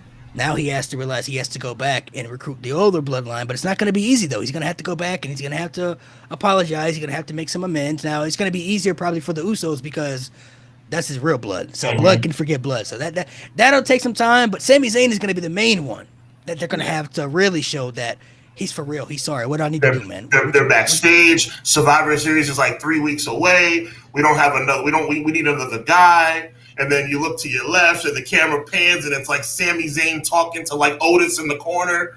Yeah, it writes itself. Playing it out differently, man. Sami Zayn can show up last minute in War Games. Not even know he's gonna be there, man. Show up last game in War Games. Like there's a lot of great things they could do with that story. So, and it all still could happen with Jay winning Money in the Bank. It all still could happen. So let me ask you this, brothers. To piggyback off what I said about Triple H being better than the old guy, but maybe not as great as we are. If we could come up with that, and we know that's the right thing to do, if that doesn't happen, then what does that say about Triple H? I mean, not everyone's. He's not going to hit the nail on the head every time. He might get to the same destination, but with a different path. What we're throwing out here right now on Malik's podcast, on y'all's podcast, this is no-brainer stuff. Yeah. I'm just saying, this is no-brainer stuff. Now, if we can come up with that. Now, maybe Triple H will have the same idea. Maybe he does it a different way, though. Maybe his idea is a little bit different, but it still gets to the promised land, though. It still ends up with the promised land. Maybe it's a little bit different. You know what I'm saying? Maybe they got some different ideas. So I don't know what's going to be, because realistically, we still don't know about the Rock situation, what he's doing when he comes back. I mean, obviously we know Cody, but we don't know the Bloodline stuff. You still got Hikuleo out there, which we don't know if he's going to play a factor or not. Whether he's going to be in it, because I thought that's who was going to show up on SmackDown. Bro, and then really 6'8", and then it was Jacob. So I'm like, okay, they added Jacob to the group. Now this is crazy. So they can still add Hikuleo. In case you don't know who Hikuleo is, for people who are watching, Hikuleo is the younger brother of the Tongas, Tama Tonga Tongaloa, and that man's 6'8". So he's a big man. So they could also still add him, which will have to have Roman have another guy to add. So maybe, I don't know. There's options of what this direction could go in. Just looking at full circle of Money in the Bank, looking at the options that they have in the match and they put in the match, I feel like Jay's the only one that makes sense. So I hope you're right, my brother. I hope you're right. Well, fellas, we're going to sign off here, man. Thank you guys for coming through. I know we off tracked and we talked a little bit about WWE towards the end, but we pretty much touched a lot of things on AEW that we want to touch on, the pros and the cons, and most of the stuff that everybody wanted to speak of. If you like this episode, give it a thumbs up, and if you want to see more episodes like this for AEW, let us know, whether you listen on the audio or video version on YouTube, Twitch. We could definitely come back and do some more AEW stuff, maybe some AEW prediction shows, fantasy bookings, whatever you guys are feeling. Let us know in the comment section. Sean, I'll let you plug in your stuff if you want to everybody where they can follow you, what you're doing. I appreciate y'all, man. I definitely hit YouTube gentlemen. I followed you guys on social media, so we'll get this collaboration going. Malik, always a pleasure. The relation goes back many years. Appreciate you. Clash of the Podcast every Monday night, 6:05 with my brother Conrad Cushman on the Everything Pro Wrestling channel. Make sure you check us out every Monday, 6:05. You're gonna have to get me on, man. I'm gonna have to come on. I'm gonna have to come through, bro. Yo, we would love that, man. Hubbard Wrestling Weekly is the tag name. Hit me up on Hubbard Wrestling Weekly. Actually, the way it's spelled out is Hub W Weekly on YouTube, Instagram, TikTok, the whole 9 yards, man. We're getting a lot of momentum going. I will be having a Money in the Bank post-game show and a SummerSlam pre-game show. So God bless and appreciate you guys. For sure. We'll be back next week with another episode, so make sure you guys stay tuned. Make sure you guys hit the sub button. Make sure you go check out Sean's content, man. Makes good wrestling content. Appreciate you for coming through, man. Always good to talk wrestling.